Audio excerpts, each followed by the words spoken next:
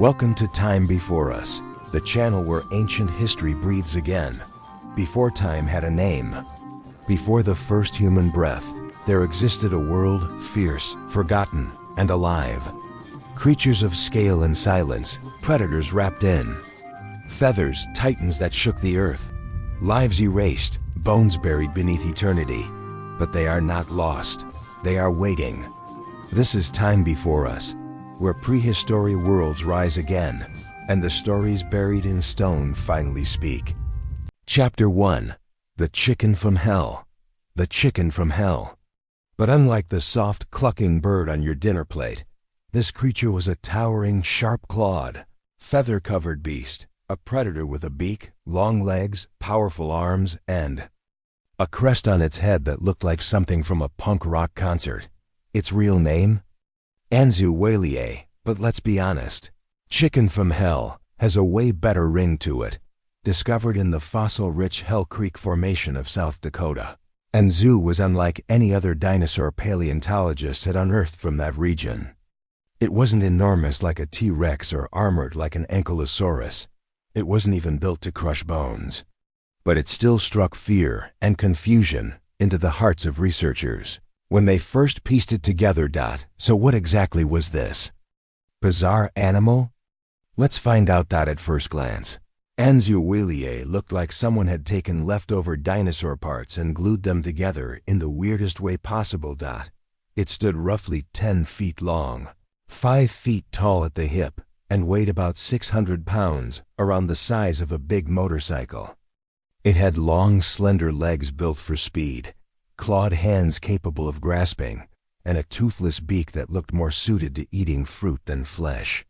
But don't let that fool you. Anzu was an oviraptorosaur, a branch of theropods, the same group. That includes T-Rex and Velociraptor, that had started to evolve in very strange directions. Unlike its meat-chomping cousins, Anzu likely had a much more omnivorous or even herbivorous diet. Fossil evidence suggests it probably dying on a mix of small animals, plants, and possibly even eggs, which might explain the egg thief reputation of its oviraptor relatives.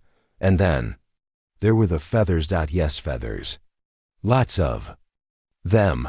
Like many of its oviraptorosaur cousins, Anzu was covered in a coating of feathers, giving it a bird-like appearance, but on the body of a dino. It even had a bony crest on its skull, much like a modern cassowary. Scientists still don't fully understand the function of this crest. Maybe it was used to attract mates. Maybe it helped regulate temperature. Or maybe it was just for showing off. But one thing was clear. Anzu didn't fit the dinosaur mold we thought we knew. Anzu was officially described in 2014. The media went wild. Headlines called it a demon chicken, a bird from hell, and of course, the chicken from hell. The nickname stuck not just because of its terrifying yet funny appearance, but because of the Hell Creek Formation where its remains were found, a late Cretaceous graveyard that once teemed with life. Anzu's skeleton was incredibly well preserved. Compared to other oviraptorosaurs, which mostly came from Asia, its North American roots made it even more exciting. Finally, scientists had a clear look at a feathered, bird-like dino from the continent that gave us Jurassic Park. And here's something to chew on. Anzu lived around 66 million years ago, right before the asteroid hit. Yes, this weird bird lizard hybrid was alive in the final act of the dinosaur era. So imagine that, as the world was inching closer to its catastrophic end, Anzu was still roaming floodplains, possibly scavenging, possibly nesting, maybe even sprinting through the underbrush in search of food. All while a doomsday rock was hurtling toward Earth. But what makes Anzu truly fascinating, and a perfect opener for this series, is how much it challenges our old ideas about what dinosaurs were supposed to look like. Dinosaurs, in the popular imagination, are scaly, cold-blooded monsters, big jaws, bigger teeth, roaring and stomping. But Anzu? Anzu looked like it had just stepped out of a prehistoric talent show. It was a mashup of bird and beast, built for speed and balance, not brute strength. It didn't roar. It probably screeched or squawked. And that feathery covering? It's just another reminder that modern birds didn't just descend from dinosaurs. They are dinosaurs. That chicken you had for dinner? That's the great-grandchild of something like Anzu. Now that's a family legacy. Even today, paleontologists are still trying to understand the full story of Anzu. Was it a pack hunter? A solitary scavenger? Did it fight for territory? What kind of nests did it build? We don't know all the answers yet, but that's part of what makes it so captivating. Because for every famous dinosaur name we already know, there are dozens like Anzu lurking in the fossil record, waiting to be discovered, ready to blow our minds and reshape everything we thought we understood. And this chicken from hell? It's just the beginning. Chapter 2. The vampire goose of Mongolia in the silent deserts of Mongolia. Under layers of ancient sediment and time, something truly strange was sleeping. Not a monster. Not a bird. Something in between. It had the body of a small raptor, a goose-like neck, penguin-esque arms, and the sharp needle teeth of a fish-eater. It sounds like a myth, but it's real. And its name is Huscaraptor, Escuilii. To the scientists who discovered it, this creature didn't just belong in a museum. It belonged in science fiction. That's why they called it the vampire goose. Because nothing else fit. Let's paint the picture more clearly. Huscaraptor wasn't huge. It was only about 3 feet long and stood no taller than your knee. You could have picked it up in your arms, not that you'd want to. But it was armed with a deadly combination of traits that made it one of the strangest predators in the dinosaur kingdom. Start with the skull.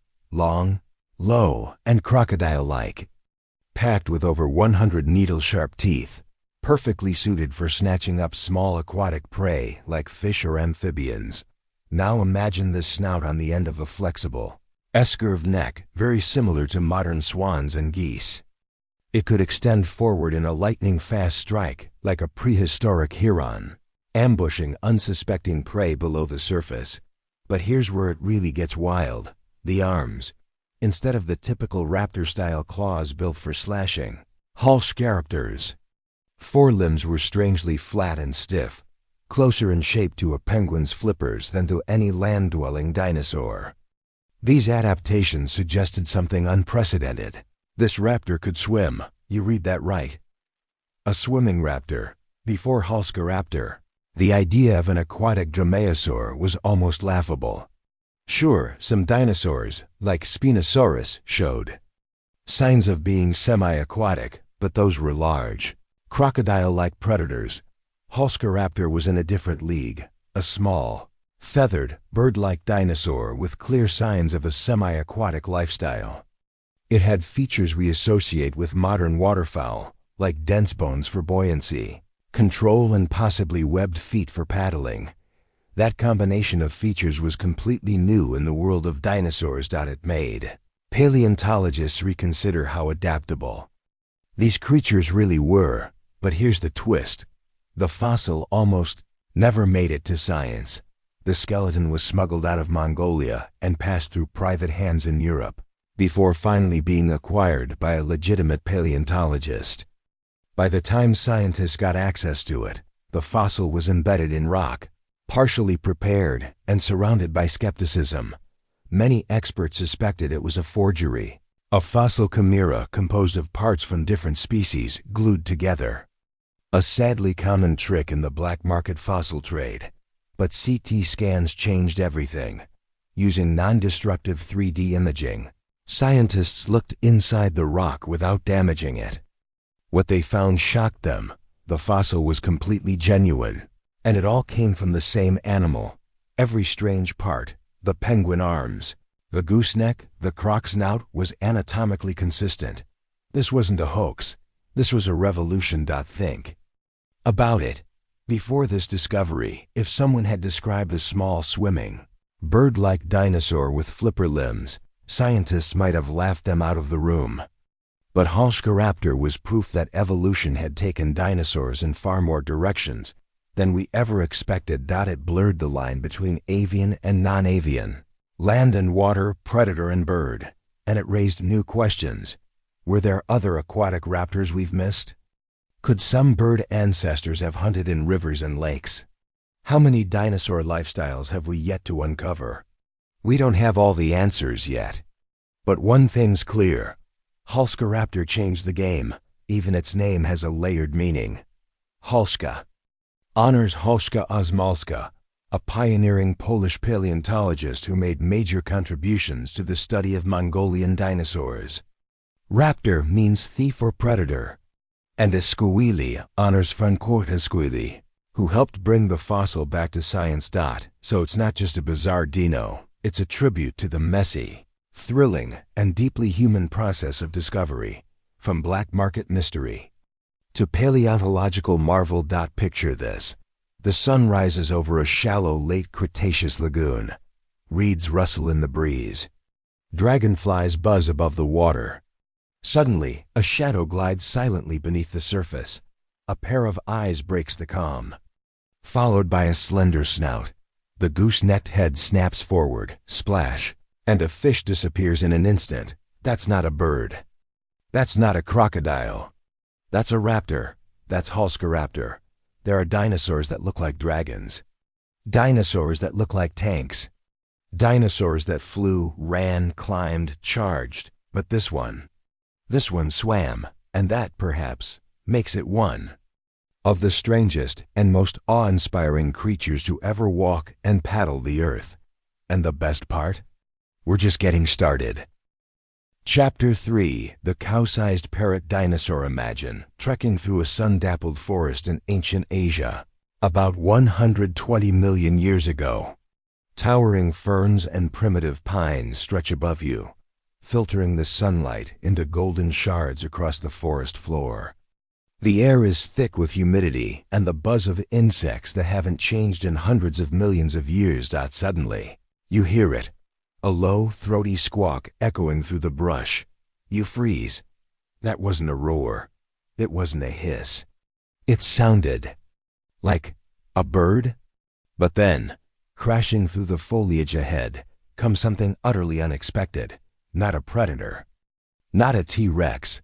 Not a graceful velociraptor. It's a cow-sized dinosaur, with the face of a parrot, stocky, beaked, feathered, quirky, and totally unforgettable. Meet Psittacosaurus, one of the strangest, most bird-like dinosaurs to ever walk the earth. And yet, you've probably never heard of it. Let's change that. Not just a parrot, a dinosaur revolution. The name Psittacosaurus means parrot lizard, and it couldn't be more fitting. Its face was dominated by a sharp, curved beak that looked almost identical to a modern macaw's, built not for tearing flesh, but for crunching plants, seeds, and possibly even tough nuts. It's a face that seems playful at first glance, until you remember it's part of a dinosaur, and a highly successful one at that. Psittacosaurus belong to the early branch of ceratopsians, the same family that would eventually evolve into heavyweights like Triceratops. But unlike those horned, frilled giants, Psittacosaurus was relatively small, about the size of a golden retriever when young, and reaching the bulk of a small cow as an adult. Still, what it lacked in size, it made up for in sheer evolutionary weirdness. The dinosaur with the most fossils. One of the most amazing things about Psittacosaurus is just how well we know it. Over the years, paleontologists have uncovered more than 400 individual fossils, from tiny hatchlings barely the size of a pigeon to full-grown adults. Some are so well preserved that they still show the impressions of skin, organs, and even pigmentation. This is the kind of fossil record that makes scientists weep with joy. Why? Because it allows them to do something almost impossible with most extinct species: reconstruct an entire life story. We know how Psittacosaurus grew, how its bones changed shape with age, how it moved, how it fed, how it may have cared for its young. We even know what its skin looked like, not just the shape, but the color, thanks to melanosums, microscopic pigment structures preserved in some fossils. Researchers were able to recreate the coloration of this creature in unprecedented detail. The result? A two-toned dinosaur with countershading, dark on top, light underneath. Just like modern animals that need camouflage in wooded environments. Think deer, think ducks, think sharks. Now think a parrot-faced dinosaur hiding in plain sight in the shadows of a Cretaceous forest. A social, herding, squawking herbivore. Psittacosaurus didn't live alone. Several fossil sites contain groups of individuals, sometimes with dozens of juveniles gathered together.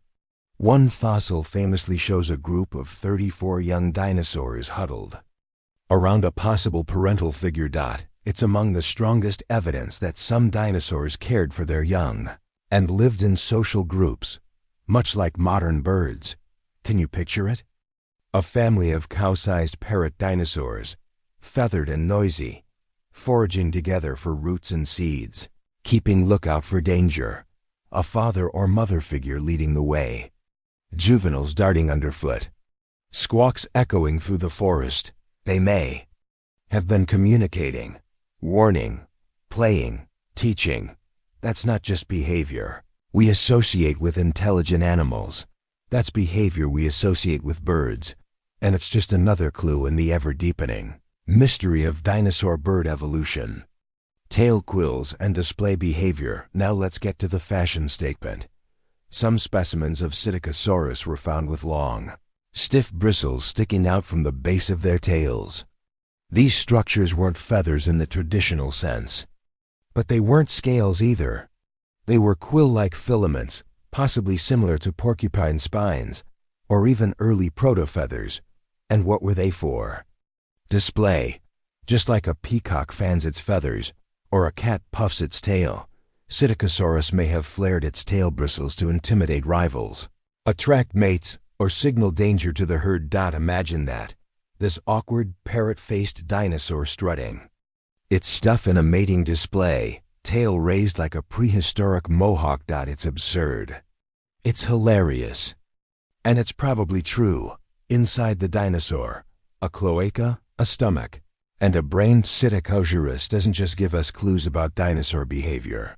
It's one of the only dinosaurs to show us internal anatomy in detail. In 2021, a fossilized specimen was studied using laser fluorescence and advanced imaging. What they found was nothing short of groundbreaking: a preserved cloaca, the all-purpose opening used for reproduction and waste in birds and reptiles. A digestive tract showing how this dinosaur processed food, even traces of its brain case, helping researchers estimate brain size and possible intelligence levels. These are things we almost never get to see in fossils. And they've made Psittacosaurus one of the most important dinosaur species for understanding the inner workings of these ancient creatures. It's almost like this dinosaur knew we'd be watching. Movement, 4 legs or 2. Most ceratopsians, like Triceratops, walked on all fours. But Psittacosaurus was different. Its front limbs were shorter than its hind legs, suggesting that while it could walk on all fours when needed, it likely ran on 2 legs when escaping danger or moving quickly. Think of it like a kangaroo or a cassowary, low to the ground at times, but capable of sudden, bounding sprints. This gave it surprising versatility. It could graze low, climb over fallen logs, and dart through dense vegetation like a bird escaping a predator. And speaking of predators, let's not forget that Psittacosaurus wasn't living in some peaceful dinosaur utopia. It shared its world with troodontids, dromaeosaurs, and other small theropods that would have happily made a meal of a juvenile parrot dinosaur. Those display quills and sharp vision weren't just for show. They were for survival. A classroom celebrity, thanks to all this data. Psittacosaurus has become a model species in paleontology education. It's the dinosaur students used to learn about ontogeny, how animals grow, social behavior, integument, skin and feathers. even evolutionary links to birds. In some ways, it's more famous to scientists than T-Rex.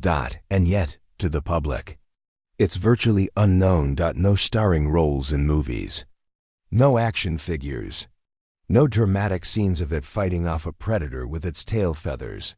And honestly, that's a shame, because if there's one dinosaur that deserves the spotlight, it's the cow-sized parrot with a brain, a herd, and a flair for the dramatic. A final thought. Let's zoom out for a moment.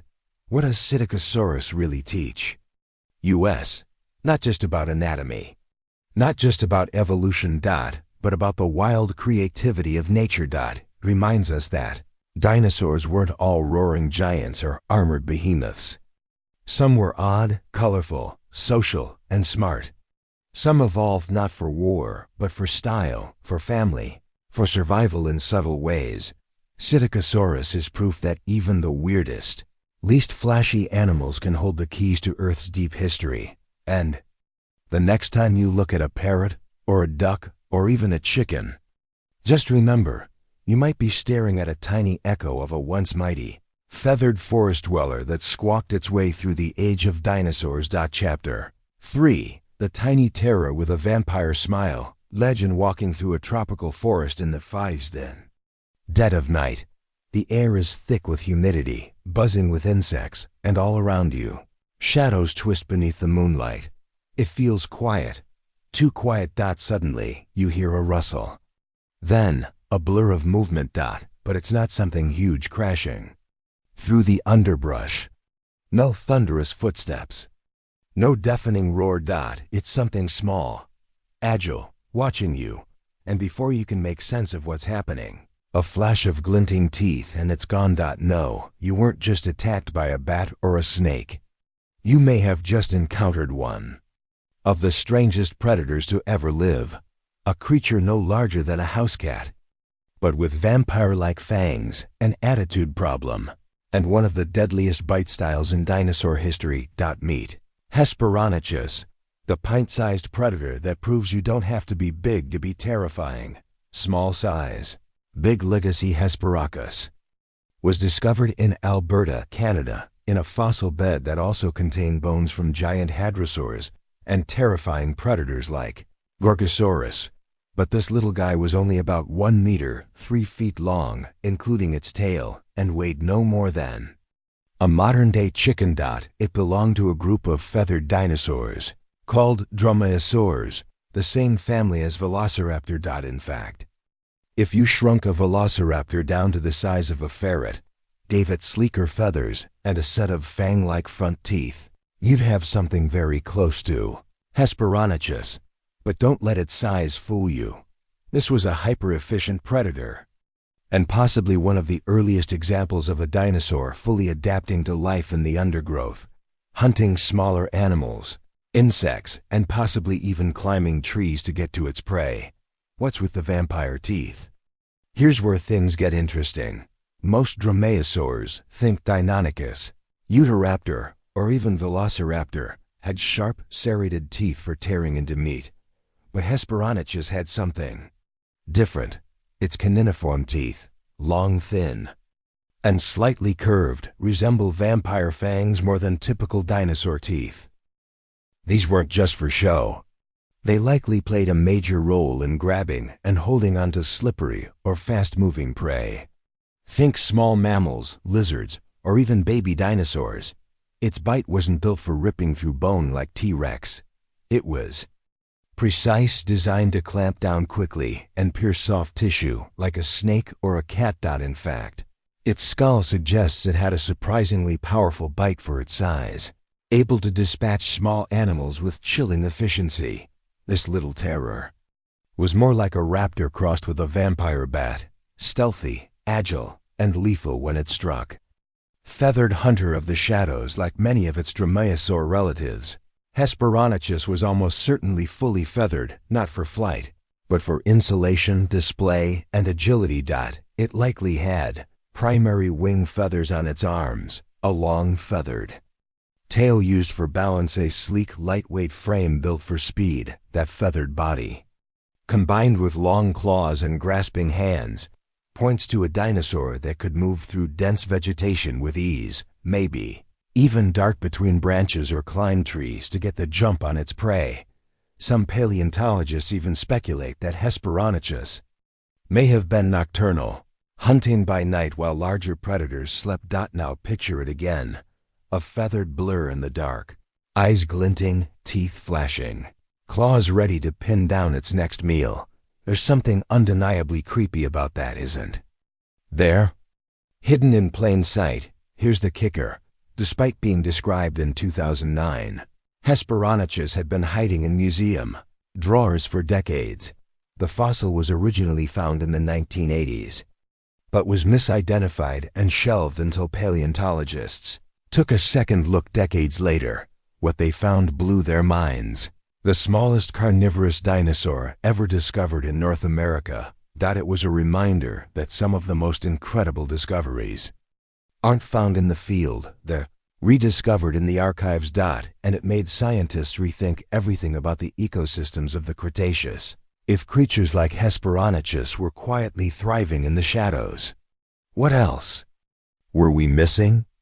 The world it ruled. Hesperonychus lived around 75 million years ago, during the late Cretaceous in what is now Alberta, a region that would have been lush, wet, and full of life. Giant herbivores grazed in open clearings. T-Rex's cousins patrolled the river banks. And beneath it all, in the thickets and underbrush, the real game was being played by creatures like Hesperonychus. It was part of an entire micro-ecosystem of small, fast, feathered predators and prey, while the big guys ruled the plains and forests. This one ruled the forest floor. Its size wasn't a disadvantage. It was a superpower. Evolution's sharpest tool. Hesperonychus is more than just a weird little hunter. It represents a critical link in dinosaur evolution. Its lineage, the dromaeosaurs, would eventually lead to modern birds. In fact, some of its relatives were already showing bird-like behaviors. It had a long, stiff tail for balance, like a modern woodpecker, hollow bones for lightness, possible nesting behavior, a highly specialized predatory toolkit. Some scientists believe it may have hunted like a hawk or an owl, striking quickly, using its claws to pin prey, and its fang-like teeth to finish the job. It wasn't just a dinosaur. It was a prototype for the modern raptors we see today. Falcons, hawks, owls, all descended from creatures just like this. Why it hasn't made it to Hollywood yet? So why haven't we seen Hesperonychus in a Jurassic Park movie? Honestly, it's likely because it's too small and too subtle. Hollywood loves spectacle, giant jaws, stampeding herds, roaring monsters. But sometimes, the most terrifying things are the ones you don't see coming. That's what makes Hesperonychus so fascinating. It isn't about brute strength. It's about precision, stealth, and surprise. A raptor that doesn't need to chase its prey across the plain. It waits for just the right moment to pounce, and then vanishes. Could it climb trees? One of the most debated questions about Hesperonychus is whether it could climb trees.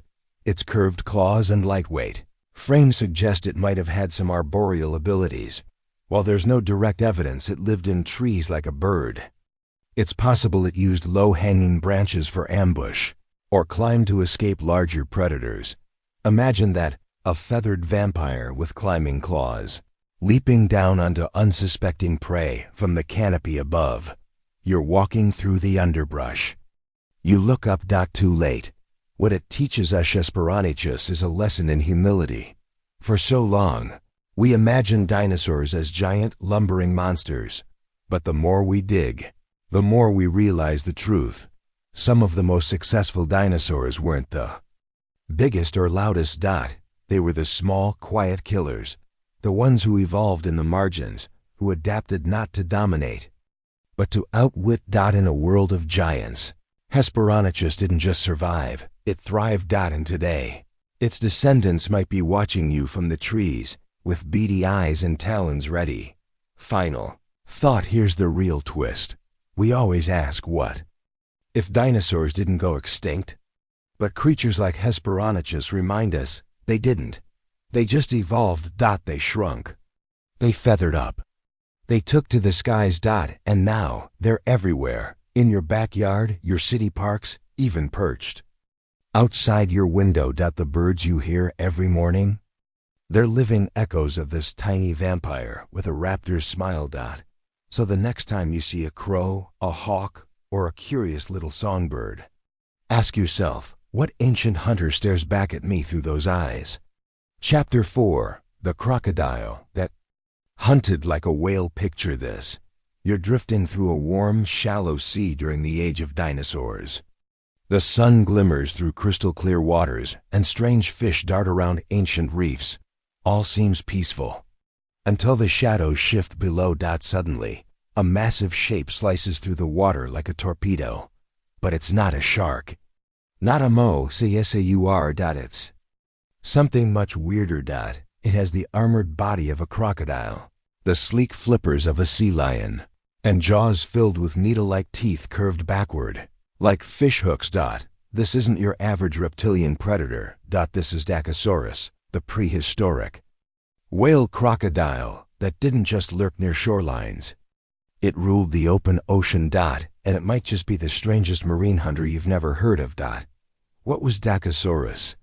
Despite its name and terrifying look, Dinosaurus wasn't a dinosaur. It was part of a bizarre group of marine reptiles called metrioranchids, a now extinct branch of crocodilians.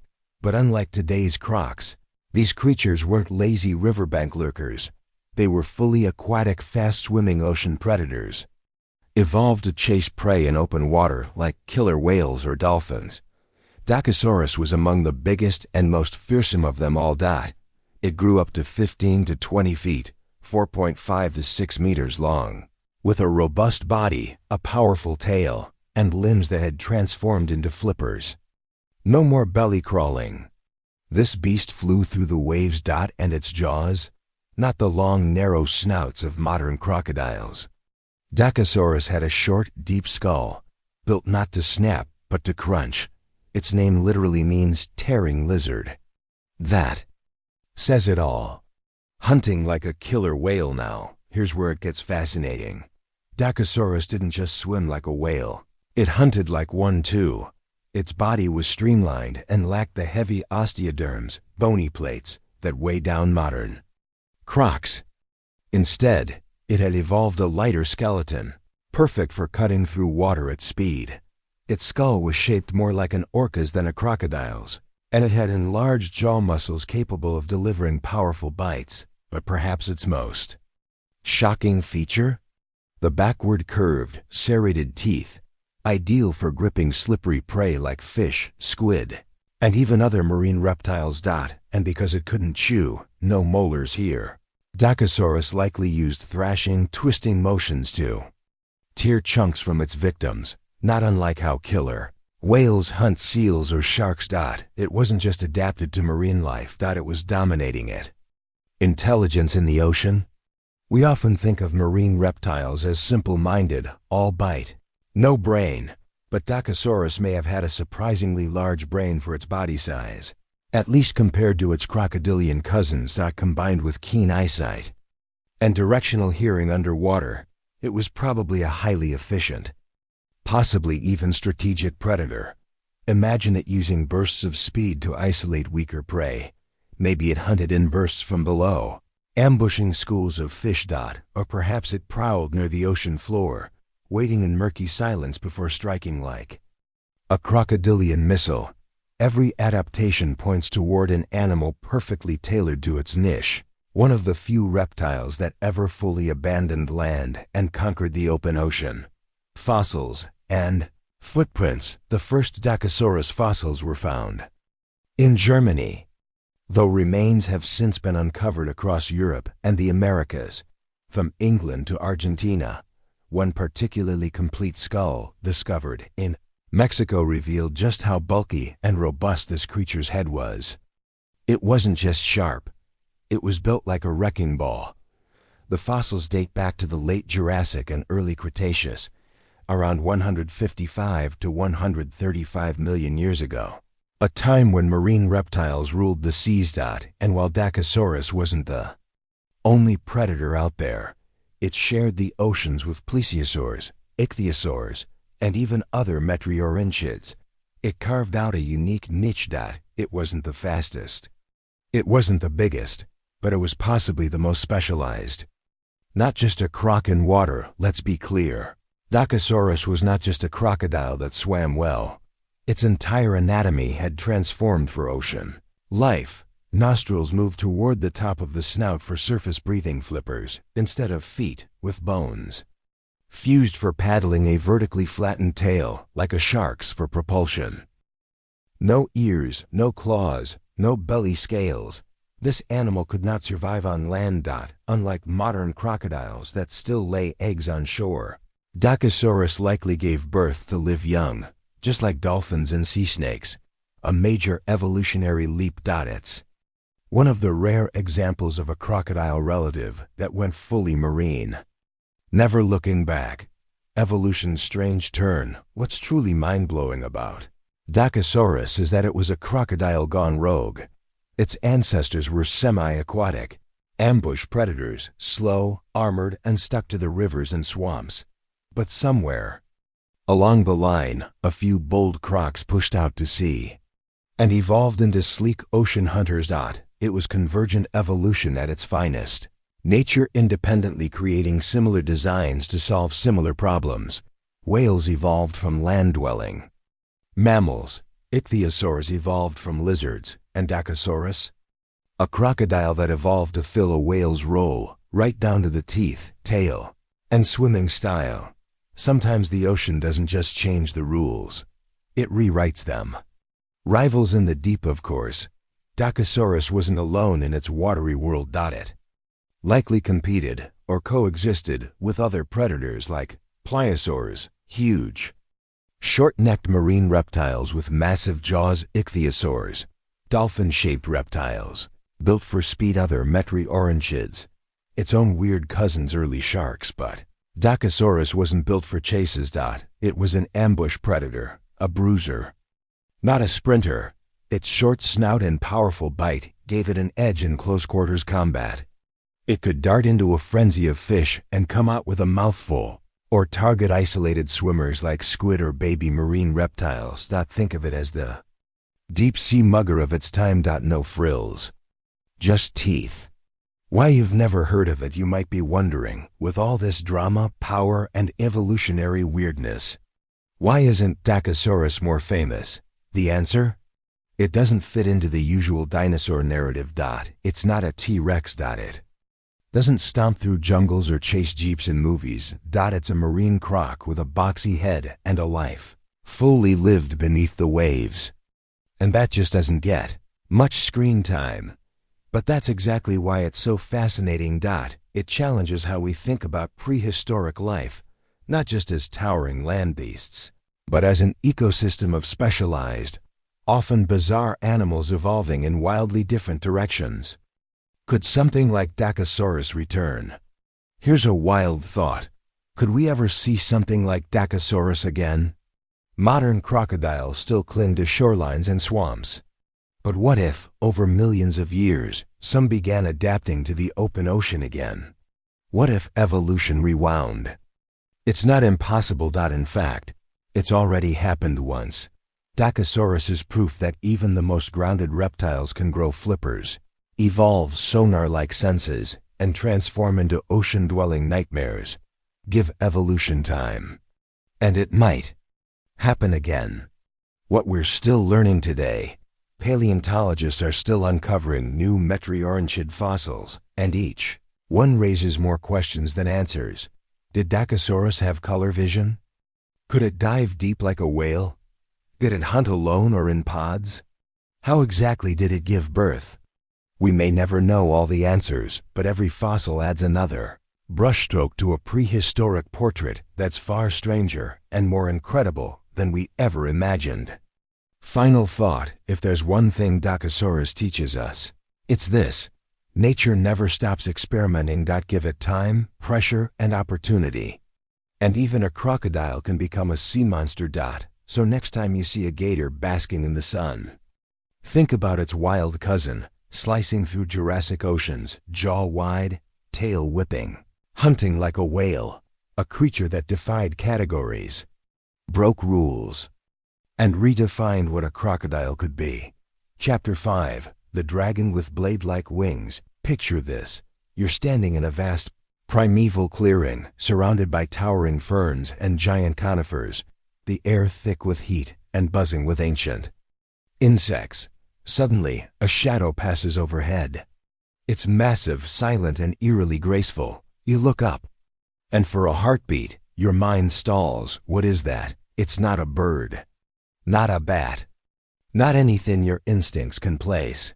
Its wings stretch 30 feet across, taut, smooth, almost translucent in the sun. Its skull, absurdly oversized, is crowned with a curved, sail-like crest that flutters ever so slightly as it rides the thermal winds. It's like a flying dragon, with the poise of a dancer and the anatomy of a fever dream. Meet Tupandactylus navigans, a creature so bizarre, it challenges the very definition of what a flying animal should be. Born to glide, built to bewilder. Let's set one thing straight. Tupandactylus was not a dinosaur. It was a pterosaur, a group of flying reptiles that shared the Mesozoic skies with dinosaurs, but walked their own evolutionary path. And what a path it was! Tupa, as some paleontologists casually call it, lived about 110 million years ago in what is now the arid interior of Brazil.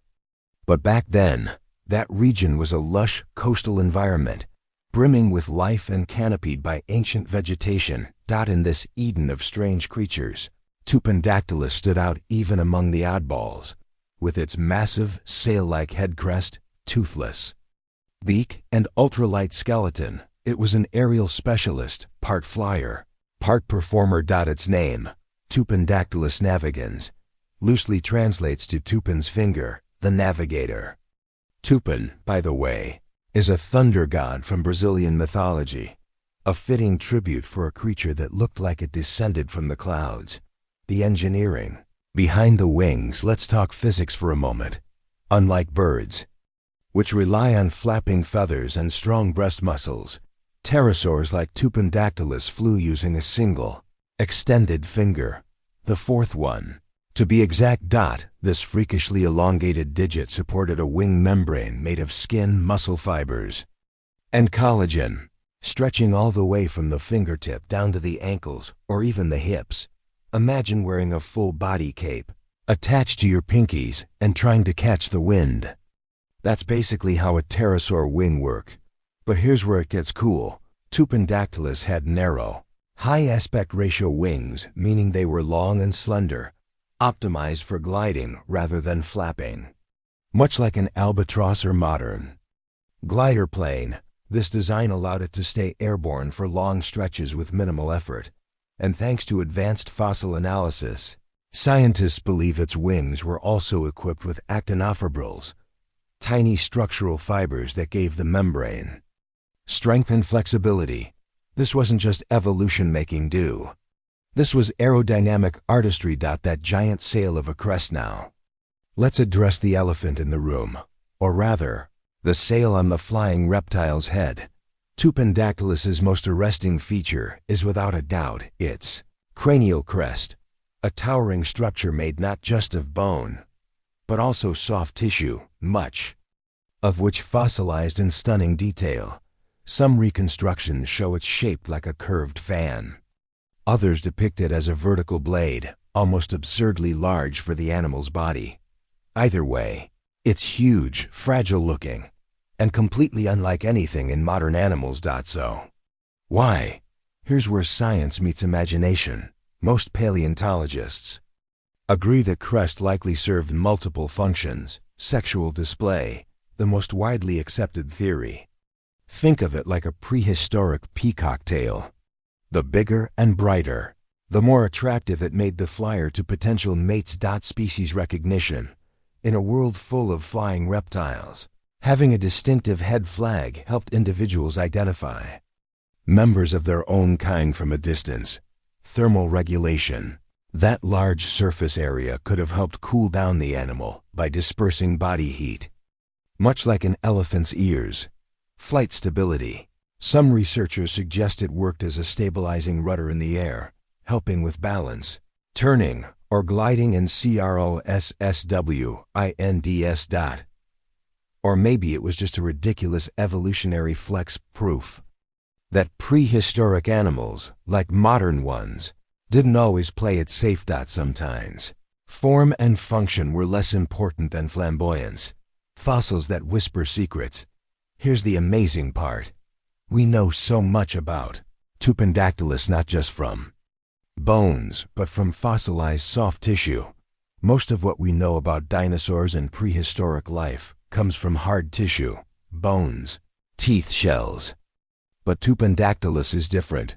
Fossils from the Crotto Formation in Brazil preserve delicate features, like wing membranes, beak, keratin, crest, skin, and blood vessels, even pigmentation traces. That's like finding a 110-million-year-old parchment still legible, an unheard-of level of preservation. It lets scientists reconstruct this creature, not just as a skeleton, but as a living, breathing, flying animal. And with that information, we can start to glimpse not just how it lived, but why it evolved the way it did.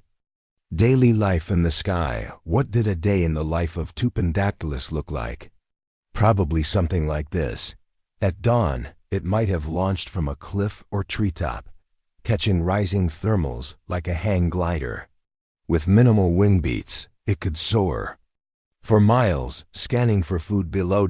It wasn't a predator in the traditional sense. Its narrow, toothless beak suggests a diet of fruit, soft plants, insects, or perhaps small animals and fish, whatever it could grab and swallow whole. Some theories even propose it was a fruit-eating specialist, flying from tree to tree like a prehistoric toucan, possibly playing a role in seed dispersal. Imagine that, a giant, gliding gardener with a flagpole on its head, and at night, it may have roosted in high places, cliffs, tall trees, rocky ledges, safe from ground predators, ready to launch again with the morning wind. Social, solitary, or something else? We don't know for certain whether Tupandactylus lived alone or in groups. But some evidence hints at social behavior. Other tapeturid fossils have been found in groups, sometimes with juveniles and adults together, a possible sign of colony living or parental care. If Tupandactylus followed suit, it might have been part of seasonal flocks, migrating or mating in bursts, their massive crests flashing in the sun like prehistoric kites. It's a vision that feels more like a dream than science fiction, but that's the beauty of paleontology. Every fossil is a portal to a lost world. The bigger picture. So, what does Tupandactylus teach us? That evolution is not a straight line. It's not about better or smarter. It's about what works for the moment, and sometimes what works is completely wild. This creature was an aerial oddball, and yet it thrived for millions of years in its niche. Its crest, wings, and lifestyle are reminders that the natural world has always been full of surprises. We often think dinosaurs and their relatives were lumbering, drab, survival-first beasts, but Tupandactylus laughs in the face of that idea. It was flamboyant, delicate, aerodynamic, and utterly unforgettable. Closing thought. What if you saw one today? Let's end with this. If you were hiking in the jungle and Tupandactylus soared overhead, would you even recognize it? Would you think it was a kite, a glider, a drone? Or would you freeze, overwhelmed by a primal awe? Sometimes, the most otherworldly creatures aren't science fiction. They're buried in stone, waiting to remind us that the world, past and present, is far stranger and far more beautiful than we dare imagine. Chapter 6. The bonehead that baffled scientists. Expanded to approximately 2,000 words. Imagine trudging through the badlands of Montana, boots crunching against ancient gravel. The heat bears down, the silence broken only by the rustle of dry grass. You're sunburned, dusty, exhausted, and on the edge of calling it a day, you spot something. It's subtle, a gentle curve breaking the surface of the dirt. Just a hint of symmetry that doesn't quite match the jagged chaos of the surrounding rocks. Kneel, brush, tap. The hollow echo beneath your fingertips makes your heart skip. What you found is no ordinary rock. It's a skull, more precisely, the crown dome of Pachycephalosaurus, one of the most curious, misunderstood, and hotly debated dinosaurs in the fossil record. And with that one discovery, you've just opened the door to one of the greatest prehistoric puzzles of all time. Hard head, soft answers. Let's not sugarcoat it. The name Pachycephalosaurus sounds like an insult your older sibling might hurl at you during a road trip. But in truth, it translates to thick-headed lizard, and in this case, it's entirely literal, because this dinosaur, it had a skull like a wrecking ball. Imagine a dome of bone nearly 10 inches thick, denser than concrete, smoother than polished granite, and strangely beautiful in its symmetry. It's the kind of structure that makes you think, what in the world was this used for? That single question has stirred debates for decades. Some saw a built-in battering ram, others a status symbol. Some paleontologists even called it a prehistoric fashion statement, the dinosaurian version of a fancy hat. But here's the thing, science doesn't always hand us easy answers. And sometimes nature builds things just because it can. Meet the Pachycephalosaurus. Rewind 70 million years. North America is a different world, warm, humid, and teeming with life. Forests of conifers and flowering plants cover the land. Rivers snake through open plains. And dinosaurs, so many dinosaurs, rule the scene. Enter Pachycephalosaurus wyomengensis, about 15 feet long and weighing roughly 1,000 pounds. This two-legged herbivore was no towering giant like T-Rex, but it wasn't small either. Its body was lean and muscular, with strong hind limbs and a tail stiffened by tendons, likely used for balance and quick maneuvers. Its head, of course, was the showstopper. That unmistakable dome sat atop a short, broad skull with small, forward-facing eyes that suggest decent binocular vision. Around the dome, bony knobs and ridges added flair, maybe ornamentation, maybe function, or maybe both. Its teeth, tiny and leaf-shaped, perfect for slicing through low vegetation, fruit, or tough foliage. It didn't slash. It didn't roar, but it might have rammed, or not. Let's break down the big debate. The headbutting hypothesis and its problems. The most iconic image of Pachycephalosaurus in pop culture is pretty straightforward. Two of them, charging like bighorn sheep, heads down, SMACK, a bone-crunching clash echoing through the prehistoric forest. It's a compelling image, but is it real? Early researchers, amazed by the thickness of the skull dome, assumed this dinosaur must have used its head like a battering ram for territorial disputes, mating competitions, or defense. But then, cracks started forming in the theory. Pun intended. Here's why. Neck construction. For an animal to absorb repeated high-impact blows, it needs strong, shock-resistant neck vertebrae. Modern head-butting animals like rams and musk oxen have reinforced spines, ligaments, and cushioning. Pachycephalosaurus? Not so much. Its neck was flexible and somewhat slender, not ideal for sustained impact. Skull shape. Not all domes were the same. Some skulls are perfectly round, others are oval, and many feature odd ridges or protrusions that would make clean impacts. Awkward, even dangerous. Brain vulnerability. CT scans of fossilized domes reveal surprisingly small brain cavities, with little structural protection. That raises serious doubts about whether its brain could withstand repeated trauma. So what are we left with? Some suggest they didn't engage in head-on battles, but flank butting, a sideways smash into the ribs or flanks of a rival. Others believe their fights may have been more like shoving matches or posturing contests. Like two guys at a bar puffing their chests, hoping no one actually throws the first punch. Crests, color, and communication, here's another possibility. And one that taps into the theater of nature. What if the dome wasn't about violence at all? What if it was about being seen?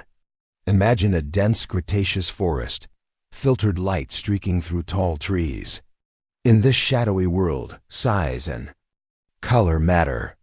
Standing out could mean the difference between finding a mate or going home alone.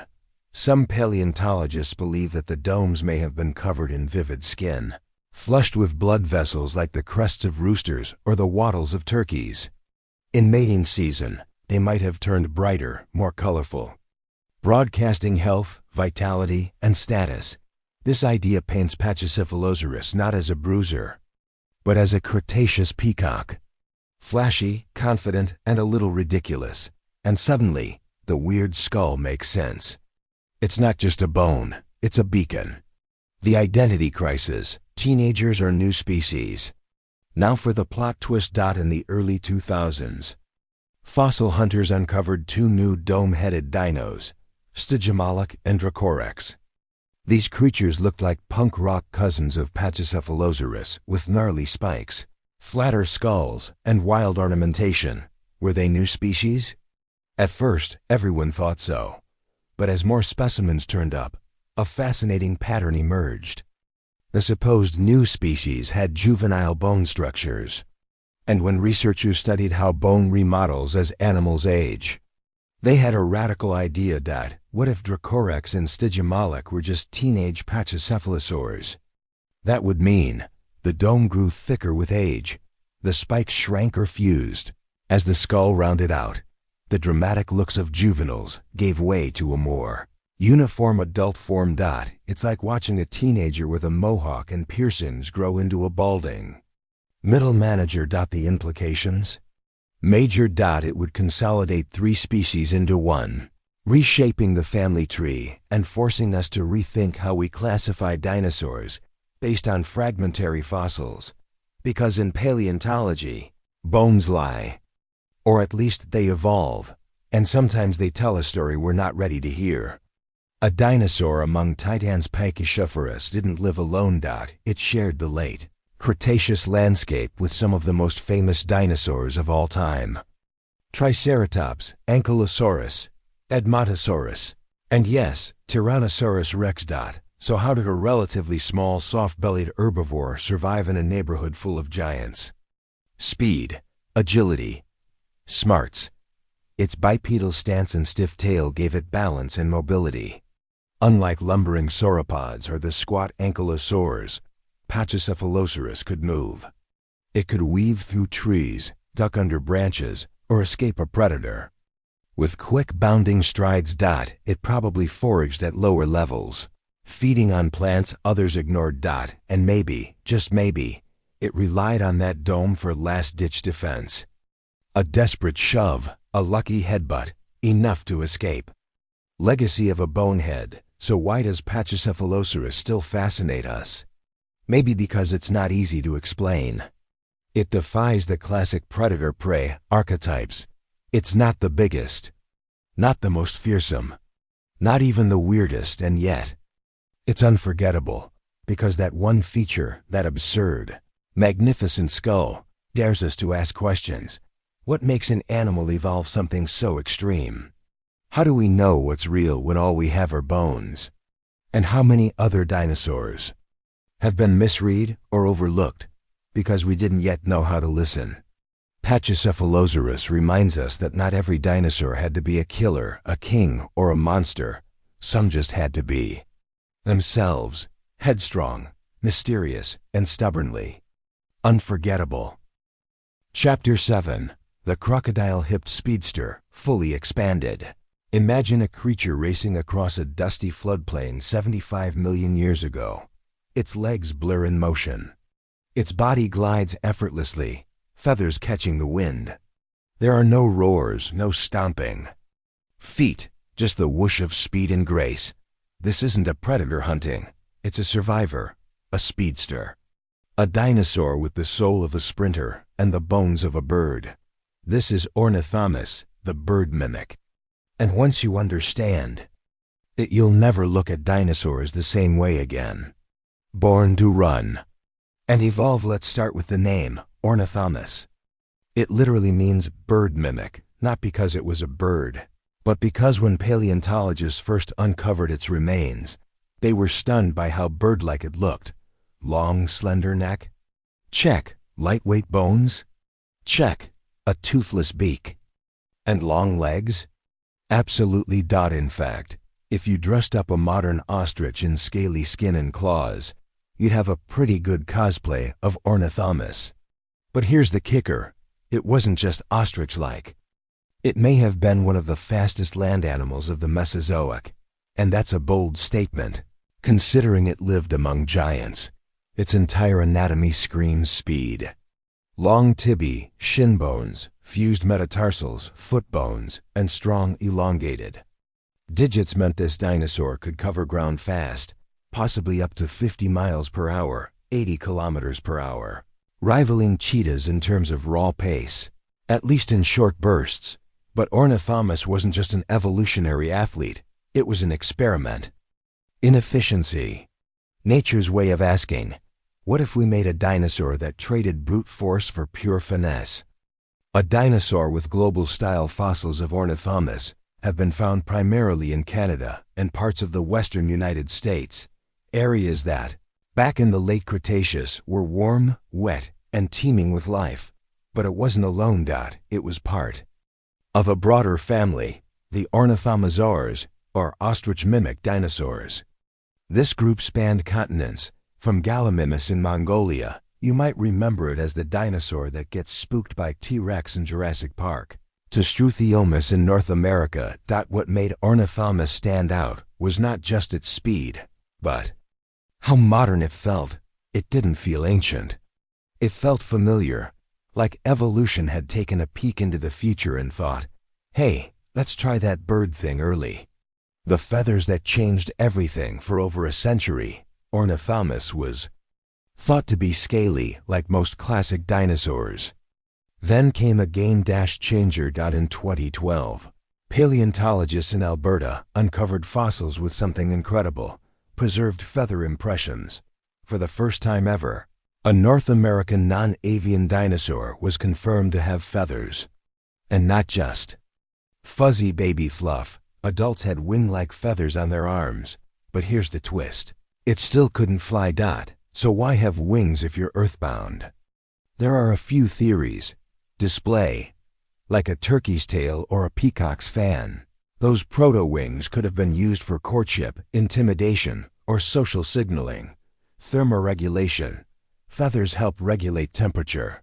For an active, fast-moving dinosaur, that matters, especially in cooler climates. Nesting. Some scientists believe feathered forelimbs may have helped adults shield eggs or chicks, like a brooding bird. In short, Ornithomimus wasn't just bird-like, it was bird-adjacent. A pivotal branch on the family tree, just a few evolutionary tweaks away from liftoff. The eyes have it one of Ornithomimus' most overlooked features. Its massive eyes, set on the sides of its head. These weren't just for spotting predators.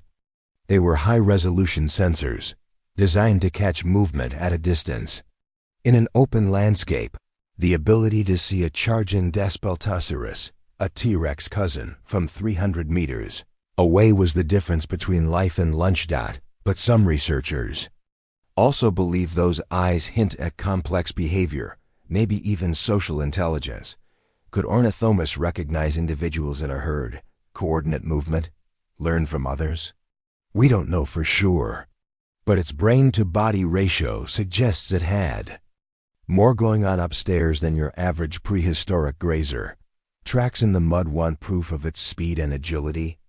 It's in the ground. Fossilized footprints, preserved in ancient riverbeds, show quick, three-toed prints that zigzag, dart, and swerve. In one famous track site, paleontologists found parallel trackways, possibly indicating group travel. Not a stampede, not a migration, just a group moving with purpose, maybe for food, maybe for safety, Whatever the reason, it's a reminder that Ornithomimus wasn't a loner. It had a role to play. A place in the pack. Evolution's middle child. What's fascinating about Ornithomimus is that it sits at a crossroads in evolution. It wasn't a hunter, but it wasn't defenseless. It wasn't a bird, but it wasn't fully reptilian. It was a blend, a hint of what was coming. Think of it like the evolutionary prototype of flightless birds. Fast, clever, covered in feathers. Just lacking that final leap into the air. In fact, if dinosaurs hadn't gone extinct, creatures like Ornithomimus might have been the foundation for a whole new class of ground-dwelling pseudo-birds. And who knows, maybe they'd still be sprinting through the forests today. The star that never got famous despite all its fascinating features.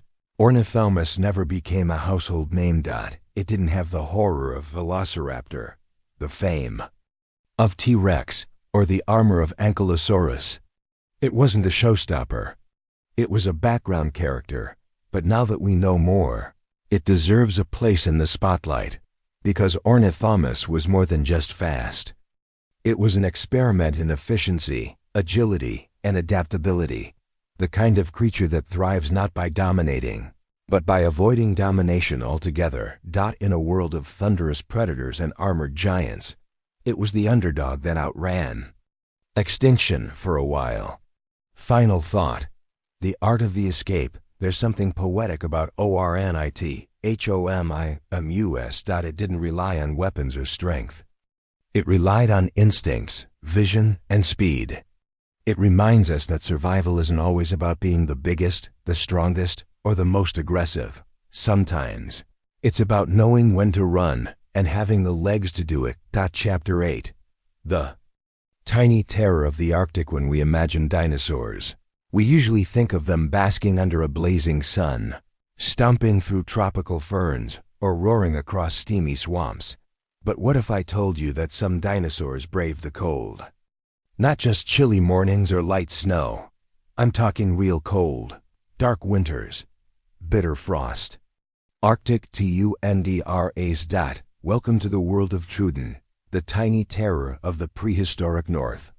A predator in the permafrost. The first hint that dinosaurs might have lived in polar regions came in the 1960s and 70s. Paleontologists exploring Alaska's North Slope, well above the Arctic Circle, uncovered bones that didn't belong to mammals or marine reptiles. They were dinosaur bones. And among the most shocking, Truden, a small bipedal predator about the size of a human. This wasn't some accidental tourist blown off course. Fossils suggest that Truden lived in these regions year-round, even enduring long, sunless winters. It may have even thrived there.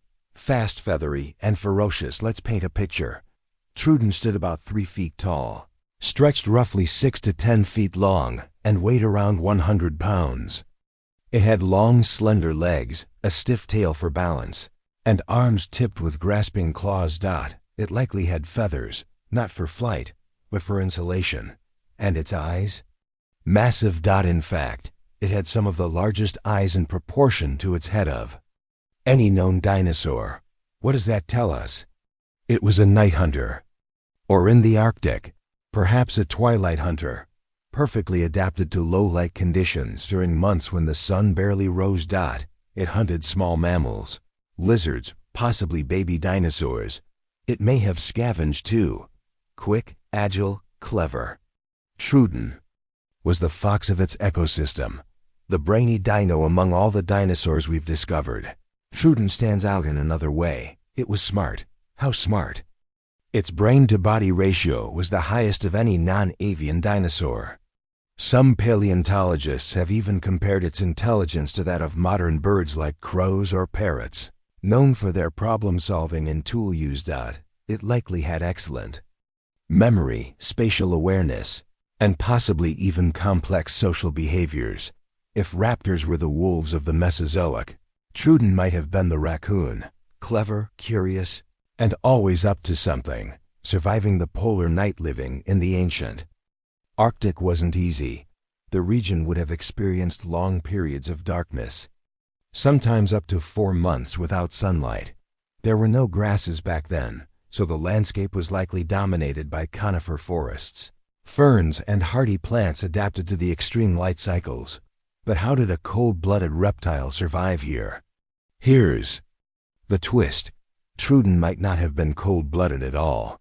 More and more evidence suggests that small theropods, especially feathered ones like Truden, had warm-blooded metabolisms.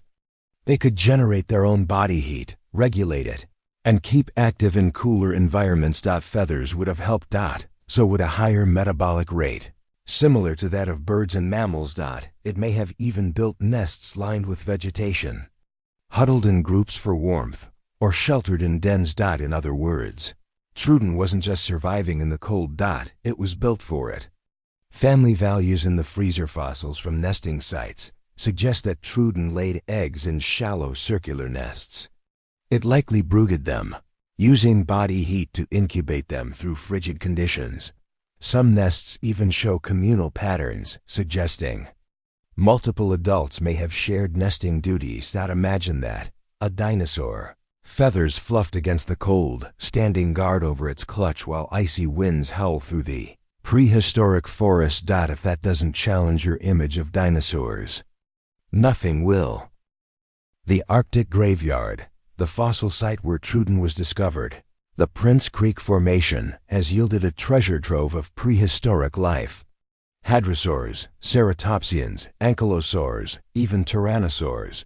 But Truden remains the Arctic's crown jewel. The fact that so many individuals have been found here suggests they weren't just occasional migrants. This was their home, which also means they had to cope with seasonal food shortages, freezing temperatures, and low light.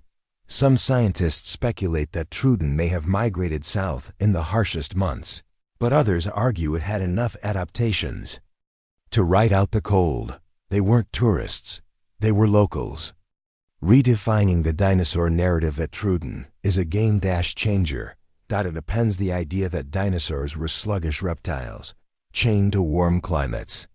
It blurs the line between bird and dinosaur. It even hints that some dinosaurs might have been smarter than we ever gave them credit for.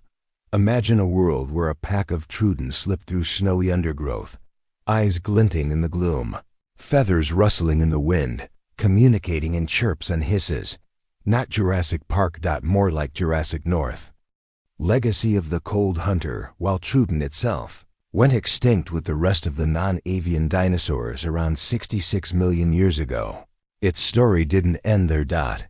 Its lineage may have helped pave the way for modern birds. Its intelligence, its warm-blooded metabolism, its feathers, all clues in the puzzle of avian evolution. So the next time you hear a raven call overhead, or see a crow solve a puzzle on YouTube, remember, there was once a dinosaur in the Arctic. Tiny, sharp-eyed, feathered, brilliant, the tiny terror of the tundra. Chapter 9. The mimic with a secret. When you think of dinosaurs with secrets, your mind might jump to something enormous or ferocious. A predator lurking in the shadows. A monster hidden by time. But what if the dinosaur with one of the most surprising secrets wasn't a monster at all? What if it was a mimic? What if it spent its life pretending to be something it wasn't? Meet Ornithomimus, a dinosaur that, at first glance, might be mistaken for an ancient ostrich. And that's no accident. The bird that wasn't a bird, Ornithomimus, which means bird mimic, lived during the late Cretaceous period, around 76 to 66 million years ago. It roamed what is now North America, long before it would become covered in highways and shopping malls. This dinosaur was fast, feathered, and lightweight. Imagine a creature about 12 feet long and standing around 6 feet tall at the hips. It had long legs, a long tail, and a small, beak-like head without teeth. It looked like a bird. It ran like a bird. It probably even moved its arms like wings, but it wasn't a bird. And that's where the story gets strange. Built for speed and silence, everything about Ornithomimus screams efficiency. Its legs were long and built for sprinting. Some scientists Estimate it could run up to 40 to 50 miles per hour, possibly one of the fastest dinosaurs to ever live. Its lightweight body meant it could escape predators like Tyrannosaurus rex or Albertosaurus with ease. It didn't have claws for combat. It didn't have armored plates or horns. Survival meant one thing: run. Run fast. But there was another reason for its design. Ornithomimus wasn't just built for speed. It was built for deception. What did it eat? This is where paleontologists started scratching their heads. Ornithomimus didn't have the teeth of a carnivore, nor did it have the crushing jaws of an herbivore. Instead, it had a beak, and inside that beak, nothing. No teeth. Just a smooth, bird-like jaw that has led to debate. Was it a herbivore? An omnivore? Did it eat insects, eggs, plants? Modern analogs, like ostriches and emus, feed on everything from berries to small lizards. Maybe Ornithomimus did the same. Its long arms may have helped it dig or rake the forest floor. Its speed could have made it a scavenger, dashing in to grab carrion and then escaping before the big predators noticed. Whatever it ate, Ornithomimus didn't fit neatly into any box. The feather revelation in the early 2000s. Paleontologists made a stunning discovery: fossils of Ornithomimus with preserved feather impressions. This wasn't just wishful thinking or artistic interpretation. These were real fossilized feathers. And not just simple, hair-like filaments. Some were veined feathers, like the flight feathers of modern birds. This was a game-changer. It confirmed what many had suspected. Ornithomimus wasn't just mimicking birds. It was part of the evolutionary story leading to birds. But here's the twist. Despite having feathers, it couldn't fly. Its arms weren't built for lift. Its breastbone wasn't shaped to support powerful flight muscles. These were wings without wingspan. Feathers without flight. So what were they for? Feathers for show or shelter? Scientists now believe the feathers served other purposes: thermal regulation, courtship displays, protection from the sun, maybe even brooding eggs. One fossil showed evidence of long arm feathers similar to modern wings, and their positioning suggested Ornithomimus might have used them to shelter its young, just like a bird wrapping its wings around a nest. Others proposed the feathers were part of sexual selection, males puffing up and showing off to attract mates, like modern birds of paradise. So this dinosaur wasn't just mimicking birds. In many ways, it was a bird in the making. Not so lonely after Ornithomimus belonged to a group of dinosaurs called ornithomimids, bird mimics. And it wasn't alone. Its relatives included Struthiomimus, Galemus, made famous in Jurassic Park, and Dinosaurs, a bizarre humpbacked giant with enormous arms. But among them, Ornithomimus stood out as one of the earliest confirmed feathered members. It also may have been one of the most widespread. Fossils have been found in multiple formations across North America, suggesting it adapted well to different environments. Not a specialist, but a survivor. Lessons from a mimic. The story of Ornithomimus is more than just an evolutionary footnote. It challenges our assumptions about dinosaurs. It blurs the line between bird and reptile. It reminds us that not all dinosaurs were built for war. Some were built for wit, speed, and subversion. Because sometimes surviving isn't about being the biggest or baddest. Sometimes it's about being the one no one sees coming. A secret hidden in plain sight. For years, Ornithomimus was overlooked. It didn't have the claws of a raptor, the teeth of a carnivore, the armor of a tank. But now we know better. It had feathers before they were cool. It cared for its young. It ran like the wind. And in its quiet mimicry, it left behind a blueprint for the future. Because in the shadow of the age of giants, this unassuming runner held the secret to something extraordinary. The birth of birds. Spinosaurus was first discovered in Egypt in 1912 by German paleontologist Ernst Stromer. What he uncovered didn't make much sense, at least not back then. long jaws like a crocodile, conical teeth, a strange sail-like structure rising from its back, and it was massive. Estimates suggest it grew over 50 feet long longer than T-Rex. But what made Spinosaurus truly bizarre was this. It didn't quite walk like other theropods. Its limbs were shorter, its tail paddle-like, and its body shape seemed aquatic. Could it be a swimming dinosaur? The water walker for decades, Spinosaurus was misunderstood. The original fossils were tragically destroyed during a World War II bombing raid. But over the years, new discoveries emerged from Morocco's Kem beds, a fossil-rich desert once teeming with life. In 2014, a nearly complete Spinosaurus skeleton shocked the scientific world.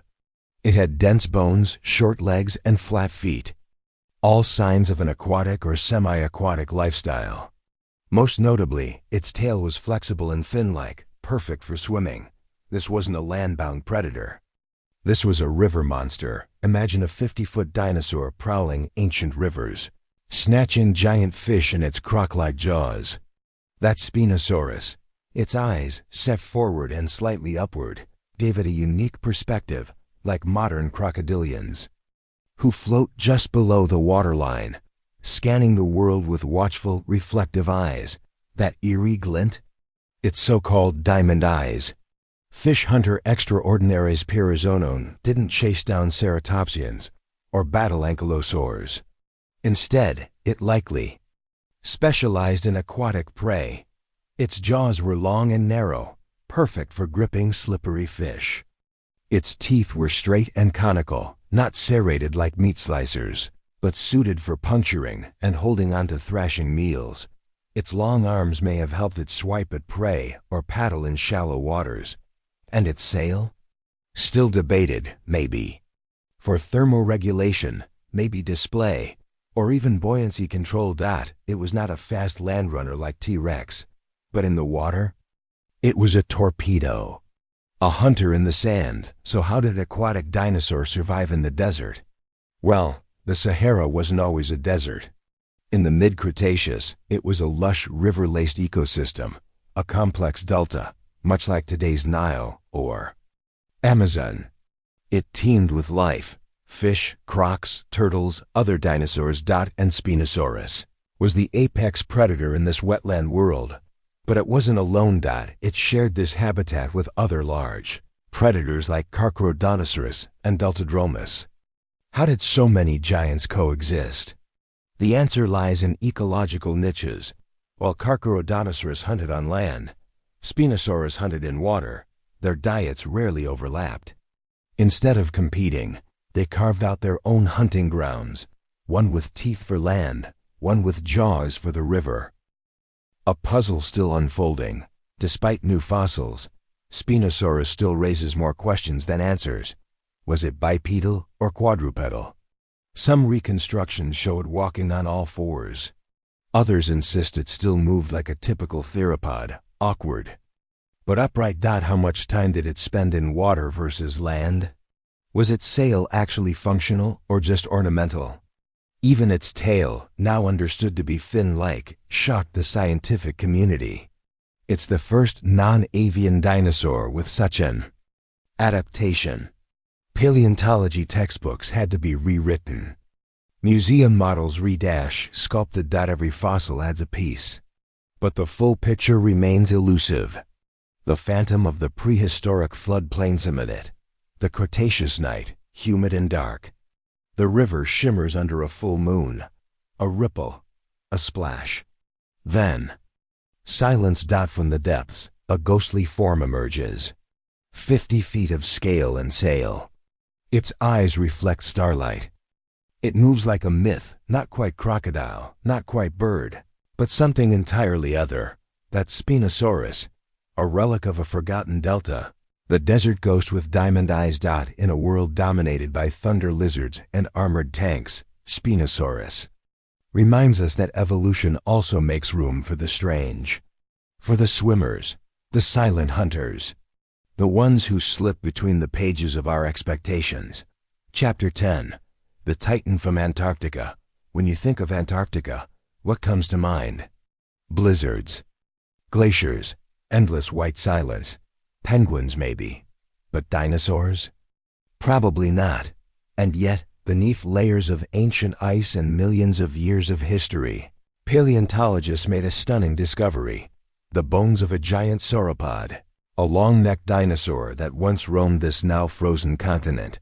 Meet Glacialisaurus, the titan of the South.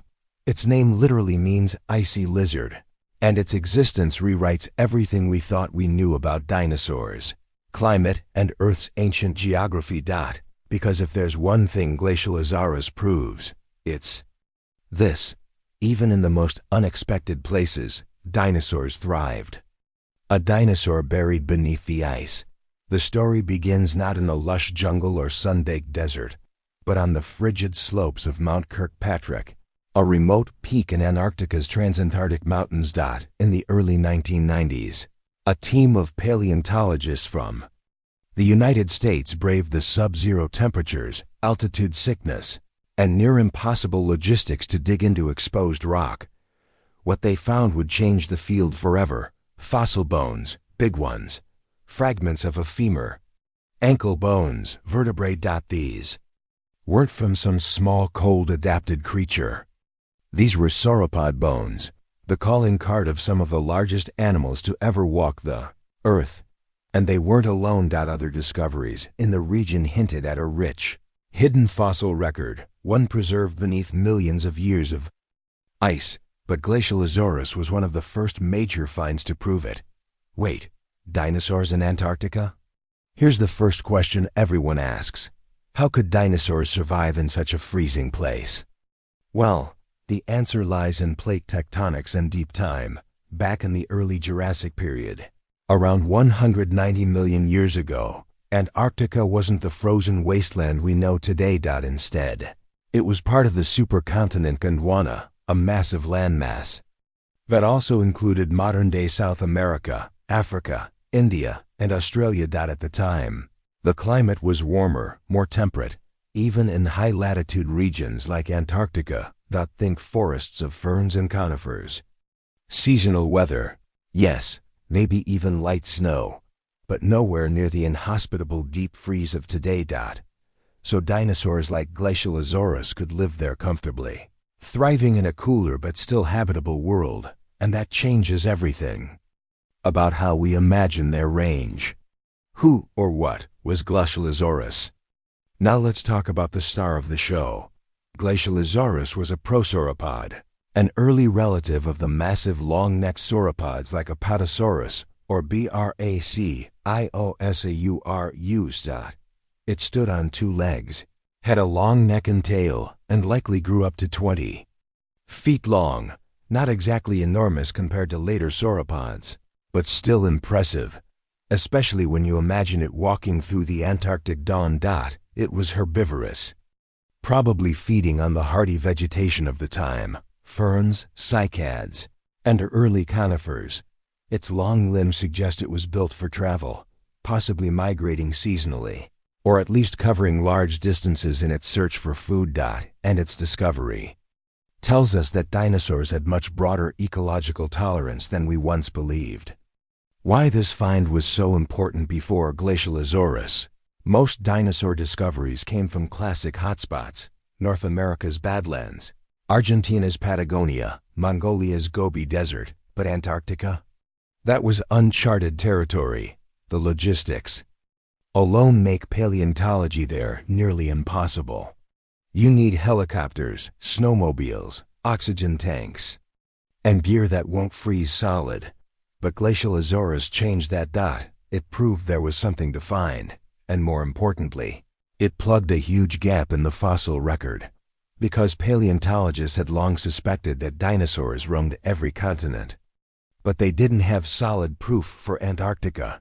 Glacialisaurus gave them that proof. It showed that sauropod relatives lived across Gondwana, migrating and evolving in parallel ecosystems long before the continents broke apart. And it begged a bigger question: what else is still buried under the Antarctic ice? A window into ancient Earth. Glacialisaurus, also helped scientists map out how dinosaurs spread across the world. During the early Jurassic, Gondwana was beginning to rift apart, a slow-motion breakup that would eventually form the continents. We know today, but at the time, land bridges still connected much of the southern hemisphere, so animals could move between what's now Africa, South America, India, and Antarctica.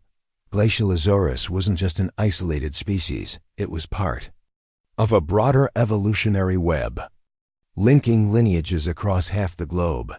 Its bones carry the fingerprints of other early sauropodomorphs like Massospondylus from South Africa or Lufentosaurus from China. And that makes it a kind of Rosetta Stone for the dinosaur diaspora. Cold climate, warm-blooded clues. There's another twist to this tale. Some paleontologists believe that dinosaurs like Glacialosaurus offer clues about dinosaur metabolism. How? Well, if a cold environment like ancient Antarctica could support large dinosaurs, those dinosaurs probably weren't cold-blooded like modern reptiles. They would have needed a more stable internal body temperature, either from high activity levels, protofeathers, or some kind of warm-blooded physiology. Glacialosaurus, then, becomes part of the growing evidence that dinosaurs were more like birds than lizards, dynamic, fast-growing, and metabolically advanced. It's a small piece of a giant puzzle, but one that fits beautifully. The bones that keep giving, and here's the kicker. We've only found fragments.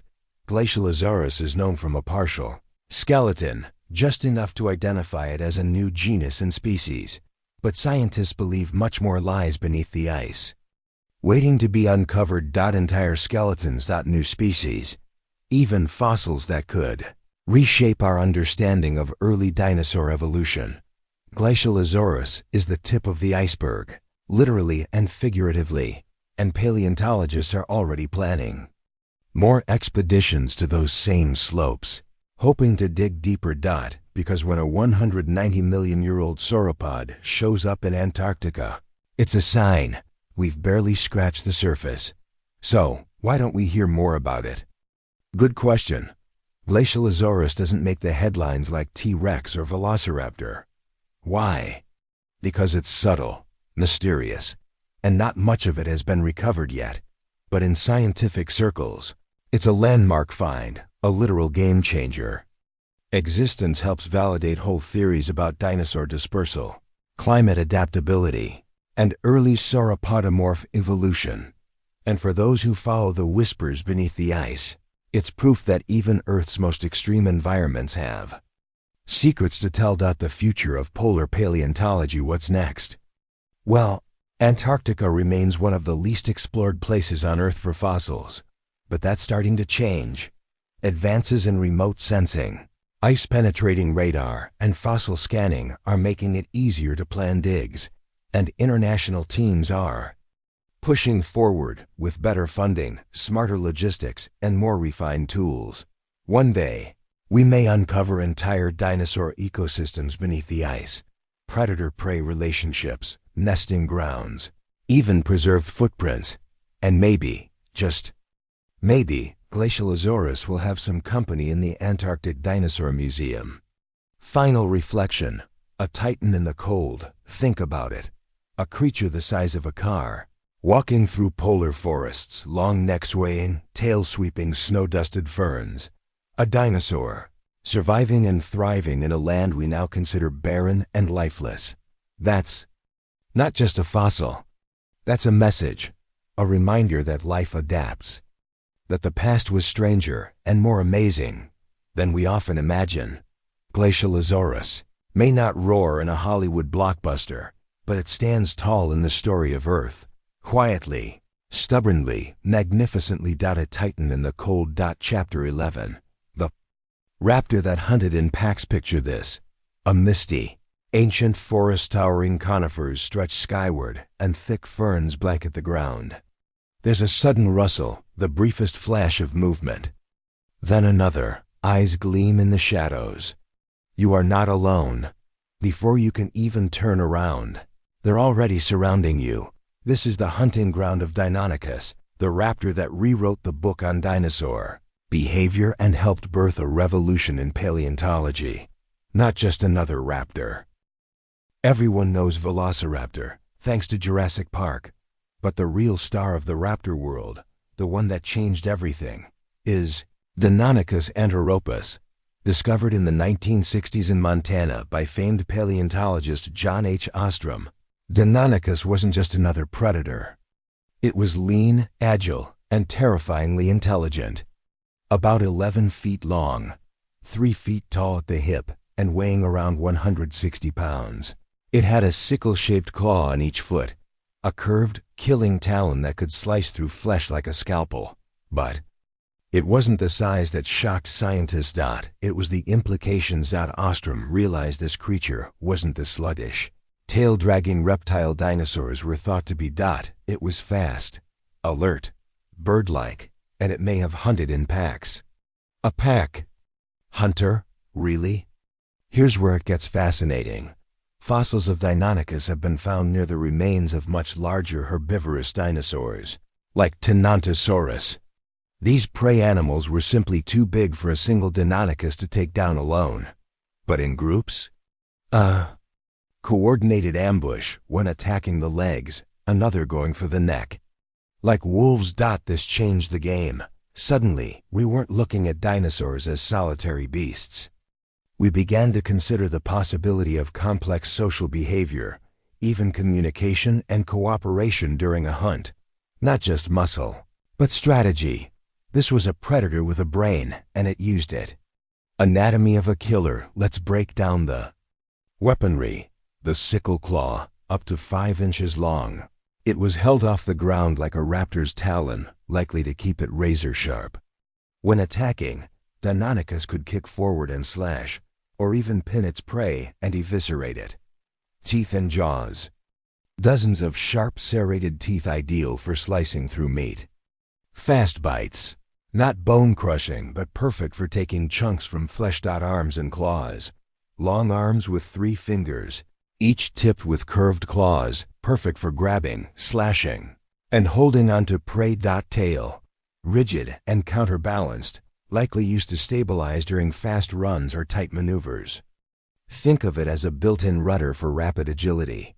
Add to that keen senses, fast legs, and potential intelligence, and you've got a predator that could terrorize prey far larger than itself, especially when it wasn't alone. Feathers? Oh. Yes. If Deinonychus seems bird-like, that's because it was. Well, not a bird exactly, but it was one of the most important links in the chain from dinosaurs to birds. There's strong fossil evidence that Deinonychus, like many dromaeosaurs, had feathers. It didn't fly. It was too big for that, but its feathers may have served multiple roles: insulation, display, balance, and perhaps even brooding eggs. That's right, this terrible claw dinosaur may have been a devoted parent, carefully guarding its nest and fluffing up its feathers to shield eggs from the cold. A far cry from the scaly, snarling monsters of old dinosaur depictions. Changing the field forever. Before Deinonychus, dinosaurs were thought to be cold-blooded, slow, and lumbering. But Ostrom's 1969 research changed that. He proposed that some dinosaurs, like Deinonychus, were warm-blooded, active, fast-moving hunters. It was radical, but it set the stage for a new era in paleontology. Later, it became one of the central pillars in the theory that birds evolved from theropod dinosaurs. In a way, Deinonychus helped reveal that modern birds are, in fact, living dinosaurs. Hunting and parenting. In some fossil sites, Deinonychus remains have been found near nests, not necessarily its own, but possibly nests of other dinosaurs. Some scientists believe these may have been targeted as food sources, a raptor raiding eggs and hatchlings, but others suggest a more tender behavior, that Deinonychus itself may have brooded its own eggs, or even fed its young. Feathers, warm-blooded. Metabolism, possibly vocal communication. You're looking at one of the smartest, most dynamic predators of the Cretaceous. habitat and lifestyle. Deinonychus lived around 115 to 108 million years ago during the early Cretaceous. Its range stretched across what's now Montana, Oklahoma, Utah, and Wyoming. It roamed through lush floodplains, fern meadows, and dense forests, areas teeming with life. Herds of hadrosaurs, ankylosaurs, and early mammals created a busy ecosystem, and Deinonychus took full advantage. Its role? Predator, scavenger, opportunist. Sometimes alone, sometimes with others, it used terrain, speed, and cunning to stalk prey and avoid larger threats. Deinonychus in culture, though not as famous as Velociraptor, Deinonychus was the actual inspiration. For the raptors in Jurassic Park, Michael Crichton was so captivated by Ostrom's research that he based the book's raptors on Deinonychus, even though the movie calls them velociraptors. The real velociraptor was much smaller, about the size of a turkey. So when you see a 6-foot-tall, scaly pack-hunting menace on screen, you're looking at Deinonychus. Tracks in the fossil record, though body fossils give us the bones. Dinosaur tracks tell us behavior. Some fossilized footprints show groups of dromaeosaurs moving together, not in a herd like herbivores, but in coordinated lines. Was this a hunting party? Others show signs of pursuit, suggesting these predators chased their prey with terrifying speed. Still so many questions. Did Deinonychus really hunt in packs, or were these fossil beds just chance gatherings? Did it vocalize like birds, chirping, screeching, or even using coordinated calls? How smart was it? Enough to remember terrain. Set up ambushes? We don't know. But every fossil offers new clues.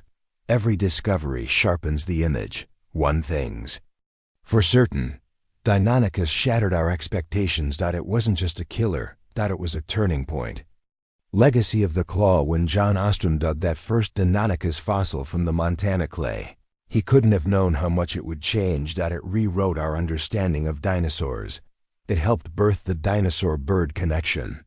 It proved that intelligence, agility, and social behavior weren't limited to mammals. And it gave us the terrifying image of a pack of feathered predators, silent, fast, and deadly, weaving through ancient forests in coordinated pursuit. A new kind of terror, a new kind of dinosaur. The raptor that hunted in packs. Chapter 12. The swimmer with killer claws. Close your eyes and picture a carnivorous dinosaur. Chances are your mind conjures up a familiar image, a towering, land-stalking predator with dagger-like teeth, thunderous footsteps, and a roar that echoes across prehistoric plains. Maybe it's Tyrannosaurus rex. Maybe it's Allosaurus. Maybe it's something fast and deadly like Velociraptor. But what if I told you that some of the most formidable meat-eaters of the dinosaur world didn't chase prey across dry ground? They swam after it. Enter the world of baryonyx and suchomimus. The swimmers with killer claws. Fish-eating predators that turned the standard dinosaur rulebook upside down. A discovery that changed everything in 1983. Amateur fossil hunter William Walker was exploring a clay pit in Surrey, England, when he stumbled upon something extraordinary, a huge, curved claw. At first, paleontologists weren't quite sure what they were looking at. But as the excavation continued, more bones emerged, vertebrae, jaws filled with conical teeth, and finally, massive arm bones. The creature was named Baryonyx walkeri, heavy claw, in honor of both its most distinct feature and its discoverer. This dinosaur didn't just challenge existing ideas. It demolished them. Here was a predator with an anatomy that was all wrong for a land-based killer. Narrow snout, crocodilian teeth, strong arms instead of massive jaws. And most notably, a claw nearly 12 inches, 30 centimeters, long on each hand. This wasn't your typical theropod. This was something stranger. Born to fish. One of the most surprising aspects of baryonyx was what paleontologists found inside its stomach region. Fossilized fish scales. Lots of them. And nearby, Bones from a juvenile iguanodon, possibly scavenged or even hunted. Suddenly, the anatomy made sense. That long, slender snout? Perfect for snapping fish, just like a modern-day gharial or crocodile. The conical teeth? Built for gripping slippery prey, not slicing through meat. Those massive claws? Fishing hooks, spears, deadly tools for snatching. Wriggling prey from rivers and lakes. In short, Baryonyx wasn't designed to chase herbivores across plains. It was designed to fish. Meet the Spinosaurus baryonce didn't exist in isolation. It belonged to a weird and specialized family of theropods called Spinosauridae, the same family that includes the infamous Spinosaurus. But where Spinosaurus has stolen headlines for its gigantic sail and aquatic lifestyle, Baryonyx and its African cousin Suchomimus offer an earlier, more grounded look at how this unique group evolved. Discovered in Niger in the late 1990s, Suchomimus tenerensis was like a bulked-up version of Baryonyx, longer, heavier, and with a more prominent sail along its back. Its name means crocodile. Mimic, and once again, the features were clear: long snout, fish-catching teeth, enormous hooked claws, 2 continents, 2 nearly identical fish-hunting dinosaurs, separated by an ocean, but connected by evolution, a new kind of predator before Baryonyx was found. Paleontologists thought all large theropods followed roughly the same model: huge heads, slicing teeth, short arms. Baryonyx and Suchomimus broke that mold. Instead of massive skulls, they had long, low ones. Instead of meat-slicing teeth, they had ones suited to gripping.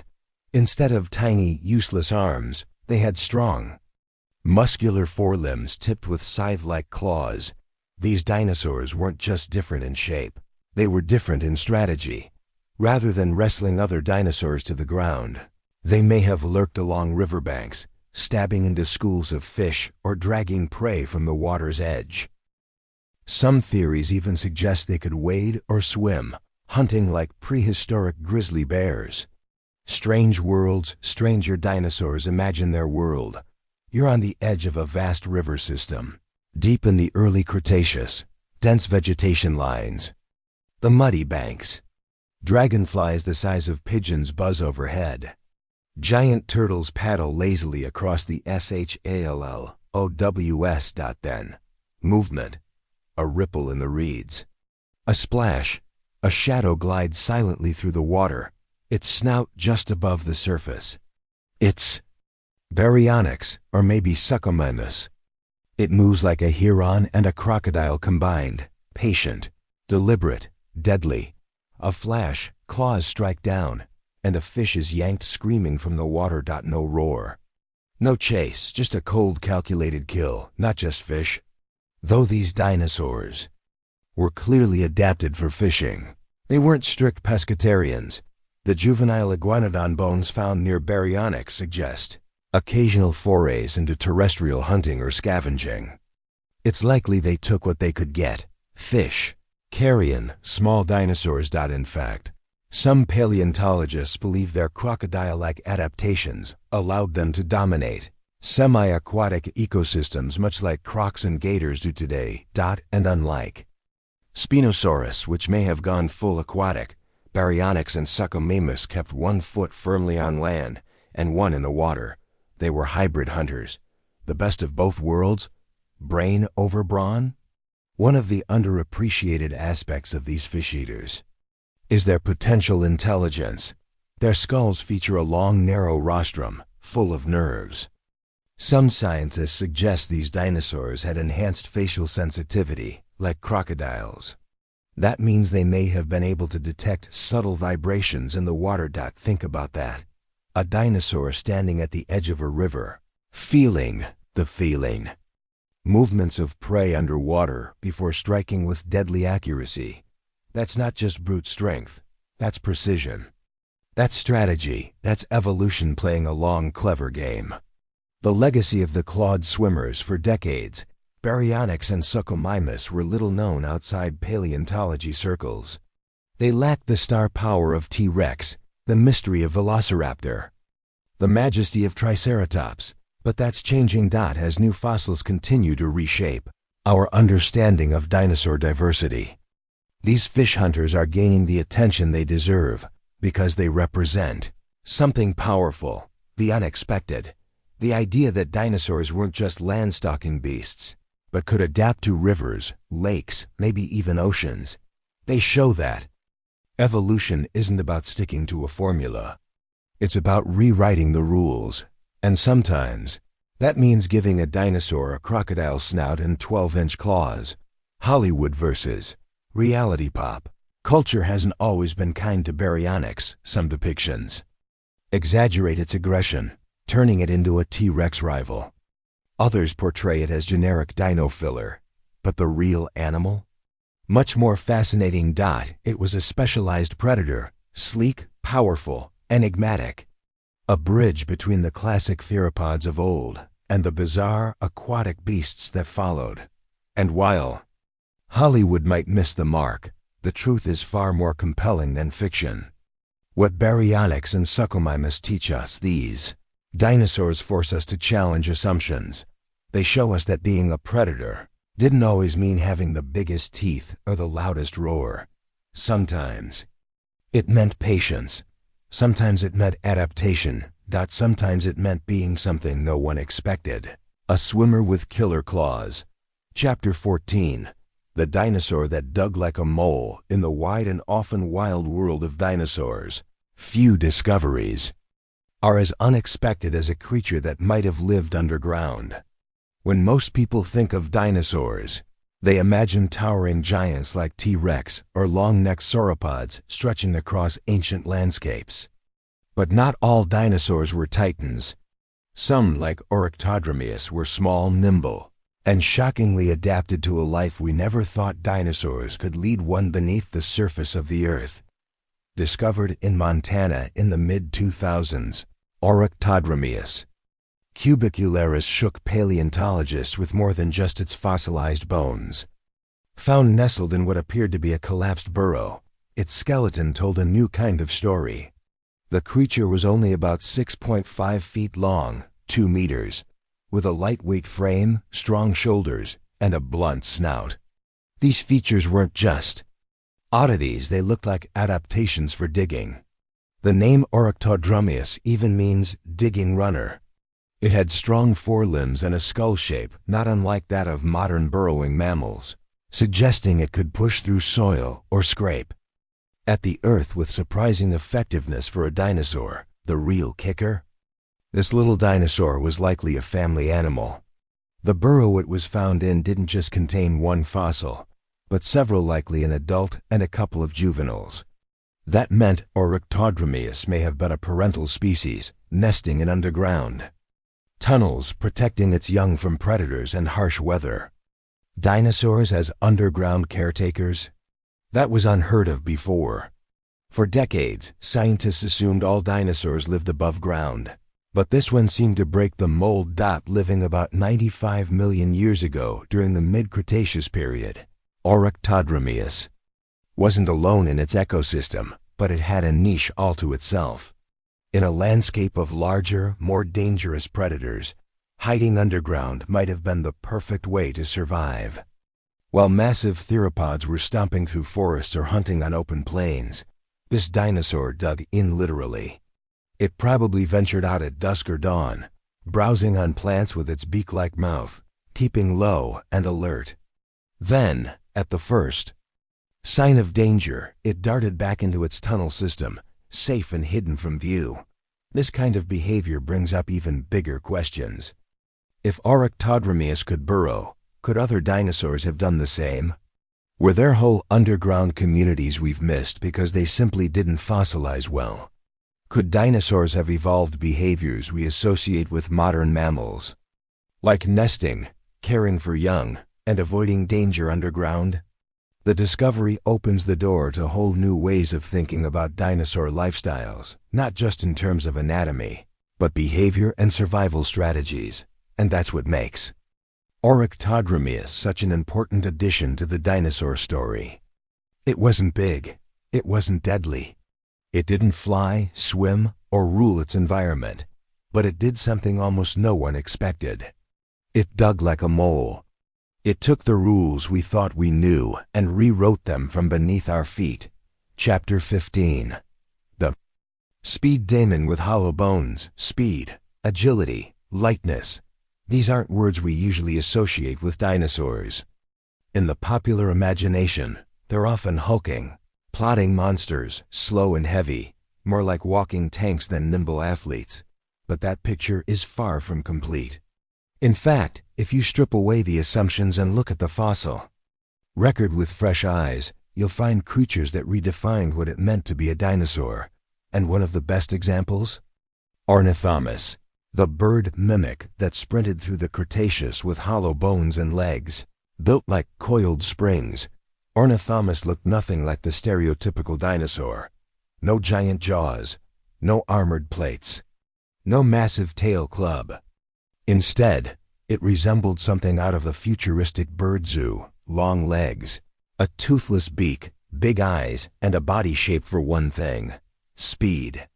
It measured around 12 feet long but only weighed about 300 pounds, giving it a lightweight frame similar to a modern ostrich. In fact, it's often described as an ostrich-like dinosaur, though that hardly captures how alien it must have looked. Its neck was long and flexible, its arms slim but powerful, and its body covered in feathers, not flight feathers, but a soft, downy coat for insulation and maybe even display. The key to its speed lay in its anatomy. Ornithomimus had long, slender leg bones, tightly connected joints, and exceptionally light skeletons thanks to air-filled cavities in the bones, the same kind of hollow structure that lets birds fly today. But instead of flying, this dinosaur ran fast. Estimates suggest it could reach speeds of up to 40 to 50 kilometers per hour, 25 to 30 miles per hour, possibly more. In a world of predators and prey, Ornithomimus was a ghost.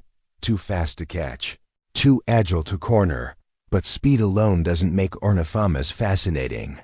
What really sets it apart is how bizarrely bird-like it was for something that lived 70 million years ago. Its name means bird mimic, and that's no exaggeration. It had a beak instead of teeth. Its arms likely ended in three-fingered hands capable of grasping or manipulating objects. And recent fossil discoveries from Canada even revealed evidence of primitive wings, not used for flight, but possibly for display during mating or intimidation. Its feathers, preserved in exquisite detail, changed how scientists saw the entire group it belonged to, the ornithomimids. What did it eat? That's still debated. Without teeth, it likely wasn't a carnivore, but its beak and hands suggest an omnivorous diet. Maybe it picked at plants, fruits, insects, and small animals. Its beak could have helped it nip at soft vegetation or scoop up food on the run. It may have been opportunistic, grabbing whatever was easy to eat in its fast-paced life. In that way, Ornithomimus may have been the ecological equivalent of a modern-day emu or even a raccoon. Quick, smart, and versatile. It's worth noting how long paleontologists misunderstood creatures like Ornithomimus. For decades, dinosaurs were imagined as slow-moving, tail-dragging reptiles. The idea that they could be fast, warm-blooded, and covered in feathers? That was radical, even heretical. But Ornithomimus helped shift that narrative. Here was a dinosaur that didn't just resemble a bird, it behaved like one. Its bones were light and hollow. Its body was built for efficiency. It likely had a high metabolism, maybe even a warm-blooded physiology. It challenged the entire cold-blooded dinosaur stereotype and gave momentum to the growing theory that birds are dinosaurs, descended from creatures just like this. What's more, Ornithomimus wasn't a fluke. It belonged to a group of dinosaurs that shared many of the same traits, the ornithomimids. They were all built for speed. All had similar bird-like features. But Ornithomimus stands out because of the quality of fossils we found. In 2012, researchers discovered some of the best preserved specimens yet, complete with feather impressions, skin textures, and even potential wing-like structures on the forearms. That kind of preservation is rare, and it transformed how scientists reconstruct not just ornithomimus, but dinosaurs in general. In life, ornithomimus might have moved in flocks, darting across ancient floodplains in search of food and safety. It had to stay alert. The world was still full of predators, including tyrannosaurs, who wouldn't hesitate to chase down a smaller, weaker member of the herd. But that's where speed came in. In a land of giants, agility was survival. And ornithomimus had survival down to an art. So the next time someone tells you dinosaurs were all bulky and slow, remember the speed demon with hollow bones, a dinosaur that ran like an ostrich, looked like a bird, and pushed the limits of what we thought was possible in the Mesozoic. Ornithomimus wasn't just a fast dinosaur. It was a fast-forward look into the future of evolution. Chapter 16. The giant with a sail on its back. In the annals of paleontology, few dinosaurs have caused as much confusion, debate, and sheer astonishment as Spinosaurus. It was big. It was strange. And for a long time, it was a mystery wrapped in fragments. But as the pieces started to fall into place, what emerged was something no one expected. A dinosaur unlike any other. One that didn't walk the land like a typical theropod. One that may have swum. One that carried a massive sail on its back. A predator that defied every rule. Spinosaurus aegyptiacus was first described in 1912 from fossils found in Egypt, but those original bones were destroyed during World War II, leaving only sketches and descriptions for decades. That made it one of the most frustrating enigmas in paleontology, known, but out of reach. Later discoveries in Morocco and other parts of North Africa began to fill in the blanks, revealing a predator that dwarfed even T-Rex. It could grow up to 50 feet long, making it the longest known carnivorous dinosaur. But size wasn't its only weird trait. Its skull looked like a crocodile's, long and narrow, with conical teeth designed for gripping slippery prey. Its nostrils sat far back on its snout, possibly allowing it to breathe while partially submerged. Its limbs were short and stocky, especially its hind legs, strangely short for such a massive predator. And then there was the sail, a row of elongated neural spines rising out of its back, forming a massive curved ridge that made it look like a cross between a dinosaur and a dragon. What was the sail for? That's still debated. Some paleontologists believe it may have been for display, to attract mates or intimidate rivals. Others suggest it helped regulate body temperature, absorbing or dissipating heat like a solar panel. There's even speculation that it aided in swimming, acting like a stabilizer or a visual lure for aquatic prey. Whatever the function, one thing is clear: it made Spinosaurus look like something out of myth, but it wasn't myth. It was very real, and possibly the most aquatic dinosaur ever discovered. That's the most radical idea to emerge in recent years. Spinosaurus may not have just hunted near water, it may have lived in it. Fossils of its tail show an unusual, paddle-like shape, broad and flattened, far more suited to propulsion than walking. Its dense bones may have acted as ballast, helping it stay submerged. Its limb proportions, especially those shortened hind legs, suggest it wasn't built for sprinting on land, but rather paddling or wading. It might have been the dinosaur world's answer to a crocodile, or even a giant penguin. A semi-aquatic predator cruising ancient rivers, snapping up fish the size of cars. If true, that makes Spinosaurus the first truly aquatic dinosaur ever discovered. That's a big deal. For years, paleontologists thought dinosaurs stuck to dry land, leaving the seas to marine reptiles like mosasaurs and plesiosaurs. But Spinosaurus blurs that line. It shows that dinosaurs weren't just landwalkers. Some adapted to new frontiers. It's an evolutionary experiment writ large, a predator that abandoned speed and land-based agility in favor of buoyancy, stealth, and fishing skills. But the debates continue. Some researchers argue that while Spinosaurus was aquatic, it may not have been a strong swimmer. Maybe it waded in shallows like a heron, striking with its jaws. Others think it could dive and swim powerfully. The evidence is mounting, but the full picture isn't quite there yet. And that makes Spinosaurus one of the most hotly contested dinosaurs in science today. Part of its mystique also comes from how it was first misunderstood.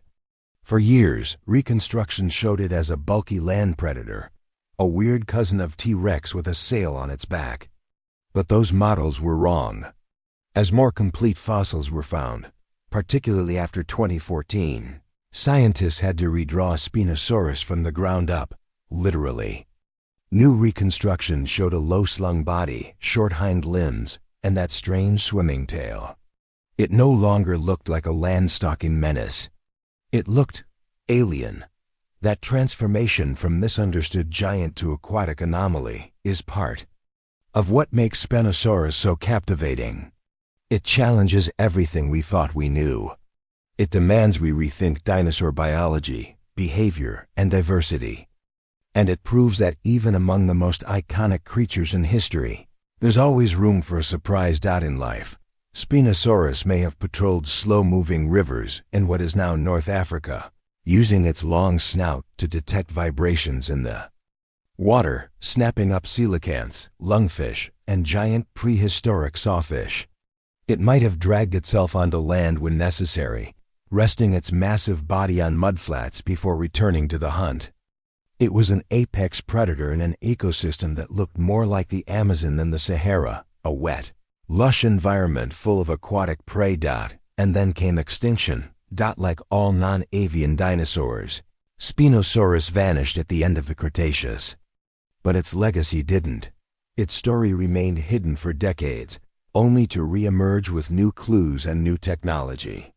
Today, it stands as a reminder that dinosaurs weren't all the same, and that some of the most fascinating species are the ones that rewrote the rules. A giant with a sail.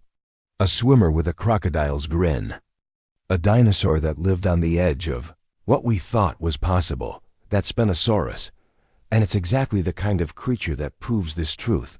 The dinosaurs you didn't know existed. They're the ones that change everything. Chapter 17. The herbivore that fought back when most people imagine herbivorous dinosaurs. They picture gentle giants like Brachiosaurus lazily munching on treetops, or herds of horned triceratops grazing across open plains. But some plant eaters were anything but passive. Enter Therizinosaurus, a bizarre feather-covered dinosaur with scythe-like claws, a long neck, and an appearance so strange that it puzzled scientists for decades. It was a herbivore, yes, but one that looked like it was built for battle. Therizinosaurus Cheloniformis was first discovered in Mongolia in the 1940s, but what was found initially wasn't a skull or skeleton. It was a pair of enormous claws. At nearly a meter, about 3 feet long, they were among the longest claws of any known animal. At first, paleontologists assumed the claws must have belonged to a giant turtle, hence the name Cheloniformis, meaning turtle-shaped. It wasn't until much later that more complete fossils revealed something entirely different. A huge, upright dinosaur with a pot-bellied torso, long arms, a bird-like head, and feathers. What scientists had uncovered was a member of a strange group called the Therizinosaurs, a lineage of theropod dinosaurs more closely related to carnivores like T-Rex and Velociraptor, yet which evolved to eat plants. That reversal alone was shocking. These were meat-eater cousins who had traded teeth and talons for beaks and browsing. Yet Therizinosaurus retained one set of terrifying tools. Its claws. So what were those giant claws for? Defense is one obvious theory. Few predators would risk attacking a creature armed with meter-long blades on each arm. Imagine a T-Rex lunging in, only to meet a flurry of slashing talons aimed at its face. But the claws may have served other purposes as well. Some scientists believe they could have been used to pull down branches, rake vegetation, or even dig for roots. Like the claws of a giant ground sloth, they may have been multi-purpose tools, equally useful for feeding and fighting. Standing up to 10 meters, over 30 feet in length and weighing several tons, Therizinosaurus was no small target. Its build was unlike anything else in the dinosaur world. With a large gut for fermenting tough plant material, a long neck for browsing, and wide hips possibly adapted for supporting that massive belly, it looked more like a cross between a bird, a bear, and a reptile. Add in its feathery covering, and you have one of the strangest silhouettes to ever walk the earth. Its skull, however, told a gentler story. It was small and beaked, with leaf-shaped teeth ideal for shredding plants, not flesh. It likely fed on a variety of vegetation, ferns, cycads, maybe even fruits. But the claws? Those remained a mystery for decades, mostly because Therizinosaurus was so unique. It didn't fit any standard dinosaur mold. Even its evolutionary placement confused scientists. For a long time, no one knew where to put it. Was it a strange type of sauropod? A new group entirely? Only in the 1990s and 2000s, with the discovery of more complete therizinosaurs like Bapiosaurus and Nophonatus, did the picture start to become clear. These were theropods, part of the same broader group that led to modern birds, that had taken a sharp left turn into herbivory. This twist of evolution, a meat-eater lineage becoming plant-eaters, is fascinating in itself. It suggests that theropods were more flexible and diverse than anyone imagined.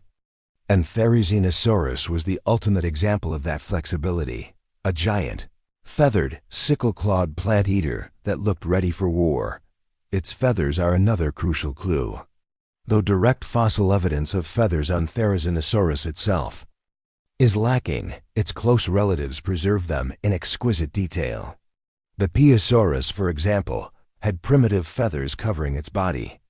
That strongly suggests that Therizinosaurus was feathered too, not for flight, but for insulation, display, or perhaps brooding. This adds another layer of bird-like traits to a dinosaur already brimming with contradictions. So picture it. A giant feathered beast stalking through the forests of late Cretaceous Mongolia.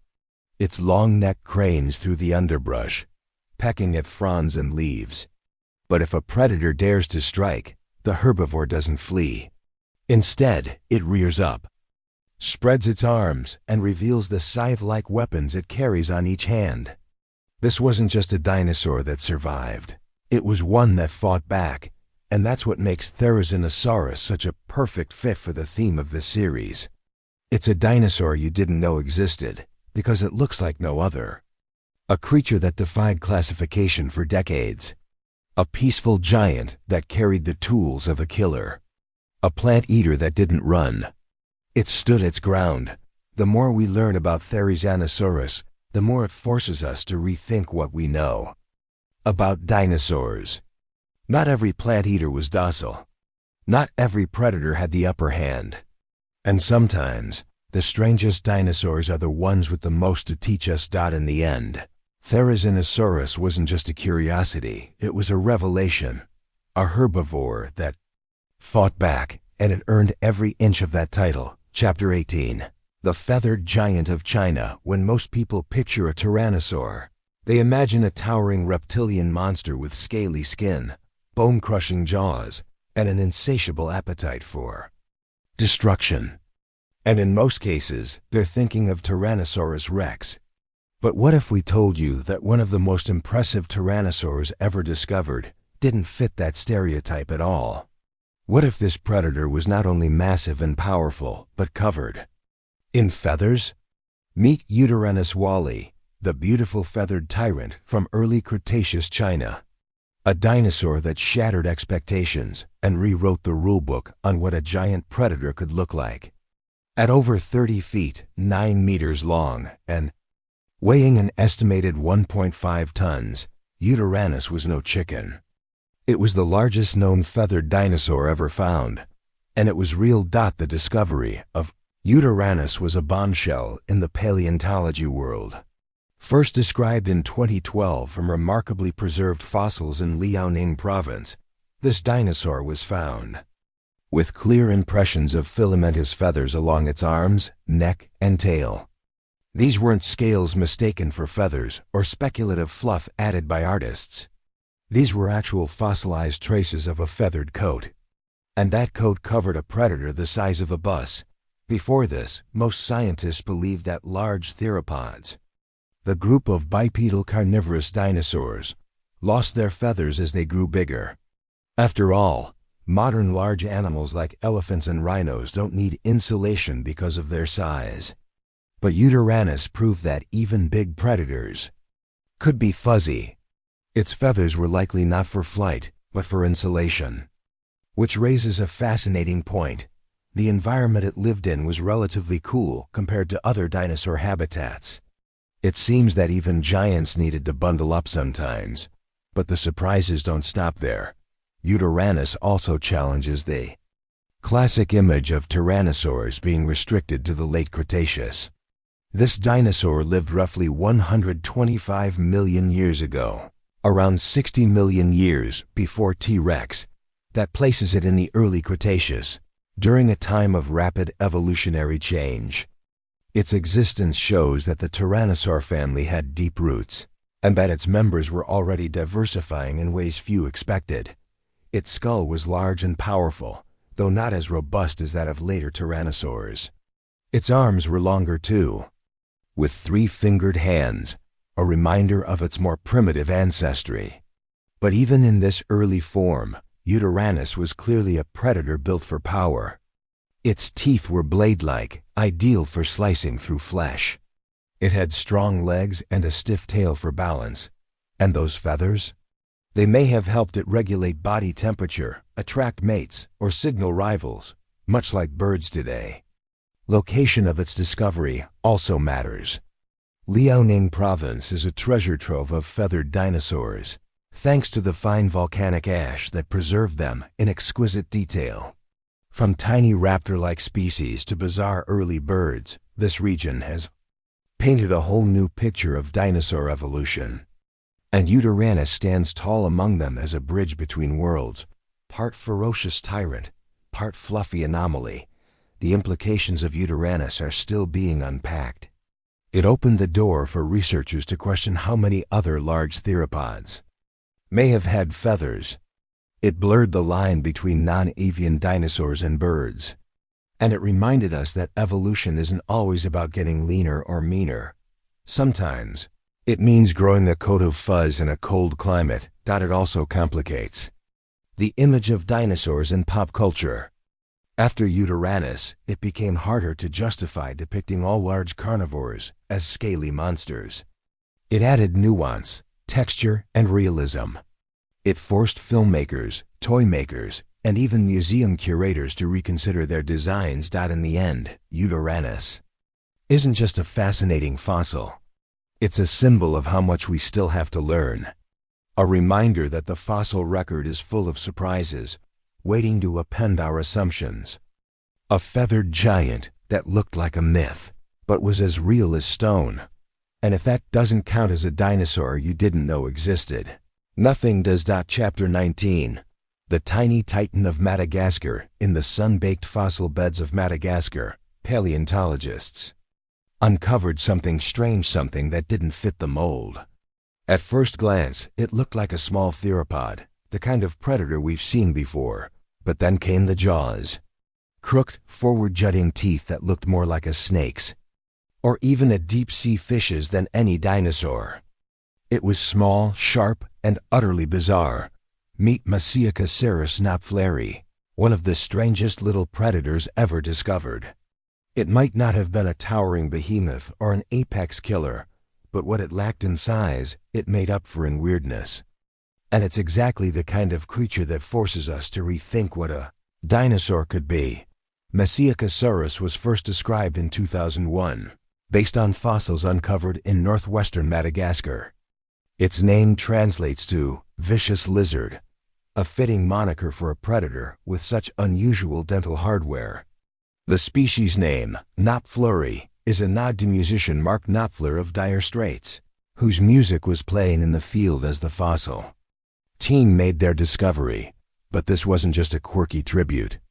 The dinosaur itself was a revelation. It belonged to a group known as Dinosaurs, small, lightly built predatory theropods closely related to the apatosaurs, the same bizarre family that includes the famous Carnotaurus. But where Carnotaurus was a large, horned, bulldog-faced carnivore, Masiakasaurus was more like a two-legged mongoose with a set of fangs that pointed out of its mouth at alarming angles. Its body was about 6 feet, 2 meters long, with a lightweight frame, long tail, and agile legs built for speed. But it was those teeth, those teeth, that made it unforgettable. The front teeth projected almost horizontally from the lower jaw, curving outward like hooks. They didn't look like they were made for tearing meat or crushing bone. Instead, they suggested a completely different feeding style. Paleontologists were puzzled. Why would a predator evolve such specialized teeth? What could it possibly have been eating? The answer lies in diet and in how evolution finds strange solutions for specific problems. Most theropods were generalist carnivores. They hunted or scavenged meat, used serrated teeth to tear flesh, and had skulls designed for powerful bites. But Masiakasaurus was different. Its forward jutting teeth weren't ideal for large prey. Instead, they seemed perfect for snatching small, slippery creatures. The most likely explanation? Masiakasaurus was a specialized insectivore, or piscivore, an eater of insects and possibly fish. Its dental arrangement would have been ideal for nabbing fast-moving prey like lizards, amphibians, or even crustaceans. This little dinosaur may have stalked streams, riverbanks, or forest floors, darting after anything small enough to fit in its narrow jaws. In this way, Masiakasaurus might have filled an ecological role similar to that of modern foxes, herons, or even raccoons. A nimble, opportunistic hunter with a diverse palate and the tools to match. But its weirdness didn't stop at the teeth. Fossils show that Masiakasaurus had a lightly built body, unlike the bulky frames of many of its relatives. It was agile, fast, and probably capable of making quick darting movements. It may have hunted alone or in small groups, patrolling the underbrush or shoreline for prey. Its long tail would have helped with balance, while its narrow skull allowed it to slip into tight spaces or strike quickly with minimal resistance. It lived during the late Cretaceous, about 70 to 66 million years ago, in what is now Madagascar, an island, already showing signs of biological isolation even back then. The ecosystem Masiakasaurus called home was full of strange creatures, bizarre crocodiles, odd early mammals, and other uniquely adapted dinosaurs. This isolation may have led to evolutionary experimentation, resulting in species that looked and behaved very differently from their mainland relatives, and Masiakasaurus was the poster child of that experimentation. Its discovery was more than just another fossil. It was a challenge to traditional ideas of dinosaur ecology. For decades, the public image of a carnivorous dinosaur was dominated by large, terrifying figures like T-Rex, Allosaurus, or Velociraptor. But Masiakasaurus showed us that not all theropods were built for brute strength. Some were specialists. Some were nimble. Some were, frankly, weird. And weird is wonderful. One of the reasons Masiakasaurus matters so much is that it reminds us of the diversity that existed within the world of dinosaurs. These creatures weren't just big, stomping monsters. They were varied, nuanced, and highly adapted to their environments. They evolved to fill every available ecological niche, from towering browsers to burrowing insect-eaters. When we picture dinosaurs, it's easy to think only of the giants. But creatures like Masiakasaurus were just as successful, just as important, and arguably even more fascinating. The discovery also highlights the importance of underexplored regions like Madagascar in the fossil record. While North America and parts of Asia have yielded hundreds of famous dinosaur species, Islands like Madagascar have only recently begun to reveal their prehistoric secrets. And those secrets are often stranger and more surprising than anything we find elsewhere. Paleontologists are still studying Masiakasaurus and its relatives, looking for more complete skeletons, examining its growth patterns, and trying to understand how such a unique predator came to be. As more fossils are found, we may discover relatives with even weirder features or fossils that help explain how this strange little dinosaur fit into its ancient ecosystem. For now, Masiakasaurus stands as one of the most distinctive theropods ever discovered. Not because of its size, not because of its ferocity, but because it breaks the mold. It was a tiny titan, not in strength, but in evolutionary significance. It's dinosaurs like this that push the boundaries of what we expect, that challenge the stereotypes, that remind us just how weird, wild, and wonderful the Mesozoic world really was. And in the end, that's what this journey is all about. The dinosaurs you didn't know existed. They're the ones that make you stop and stare, even if they're only the size of a Labrador. With teeth like a barracuda. Chapter 20. The dinosaur that looked like a bird. But wasn't it perched in the ancient forests of what is now China, gliding between trees like a shadow? With feathers on its limbs and a tail like a fan, it looked every bit like a bird. But it wasn't. It was something stranger. Something caught in the evolutionary crossroads of flight. This was Microraptor, and it was a dinosaur that could have been mistaken for a crow, if not for the claws, the teeth, and the sheer mystery surrounding its place in history. Microraptor gooey, as it's formally known, was barely the size of a house cat. It lived around 120 million years ago in the early Cretaceous period, in what was then a lush, warm ecosystem teeming with life. What makes Microraptor so captivating isn't just its size or its appearance. It's what it tells us about the blurred line between dinosaurs and birds. This creature had flight feathers on all four of its limbs, wings on the arms, and feathered extensions on the legs. It also had long, pennaceous tail feathers that helped stabilize it in the air. It was, in essence, a four-winged dinosaur. And that changes everything. For a long time, the story of flight was told in clean lines. Reptiles gave rise to dinosaurs. Dinosaurs gave rise to birds, and birds took to the skies. But Microraptor throws a wrench in that simplicity. It wasn't a bird, but it had feathers. It didn't just have wings, it had wings on its legs, a feature that doesn't exist in any modern bird. It had claws on its hands and feet, teeth in its jaws, and a long bony tail, all distinctly non-avian traits. Yet it flew. Well, maybe it glided. That's still debated. Some scientists argue that Microraptor was capable of powered flight using its strong breast muscles and aerodynamic shape. Others suggest it was more of a glider, using its four wings to drift from branch to branch like a flying squirrel. Either way, it was airborne, and that's what matters. It proves that flight didn't evolve in a straight line. It evolved in experiments in weird, unexpected forms. The fossil record of Microraptor is one of the best in the world. Many specimens have been found with exquisite feather impressions preserved in fine volcanic ash from the Liaoning province in China. These fossils show everything: the shape of its feathers, the curve of its claws, even hints of its original coloration. One study using microscopic analysis of fossilized pigment cells suggested that Microraptor may have been iridescent, shimmering with glossy black-blue hues like a modern crow or raven. Imagine that. A tiny, gliding, four-winged dinosaur, shimmering like oil in sunlight, fluttering through Jurassic trees. And it was a predator. Fossilized gut contents of Microraptor include remains of small birds, fish, and even lizards, suggesting it was a versatile hunter. One fossil even shows a fish lodged in its stomach, implying it could hunt across different environments.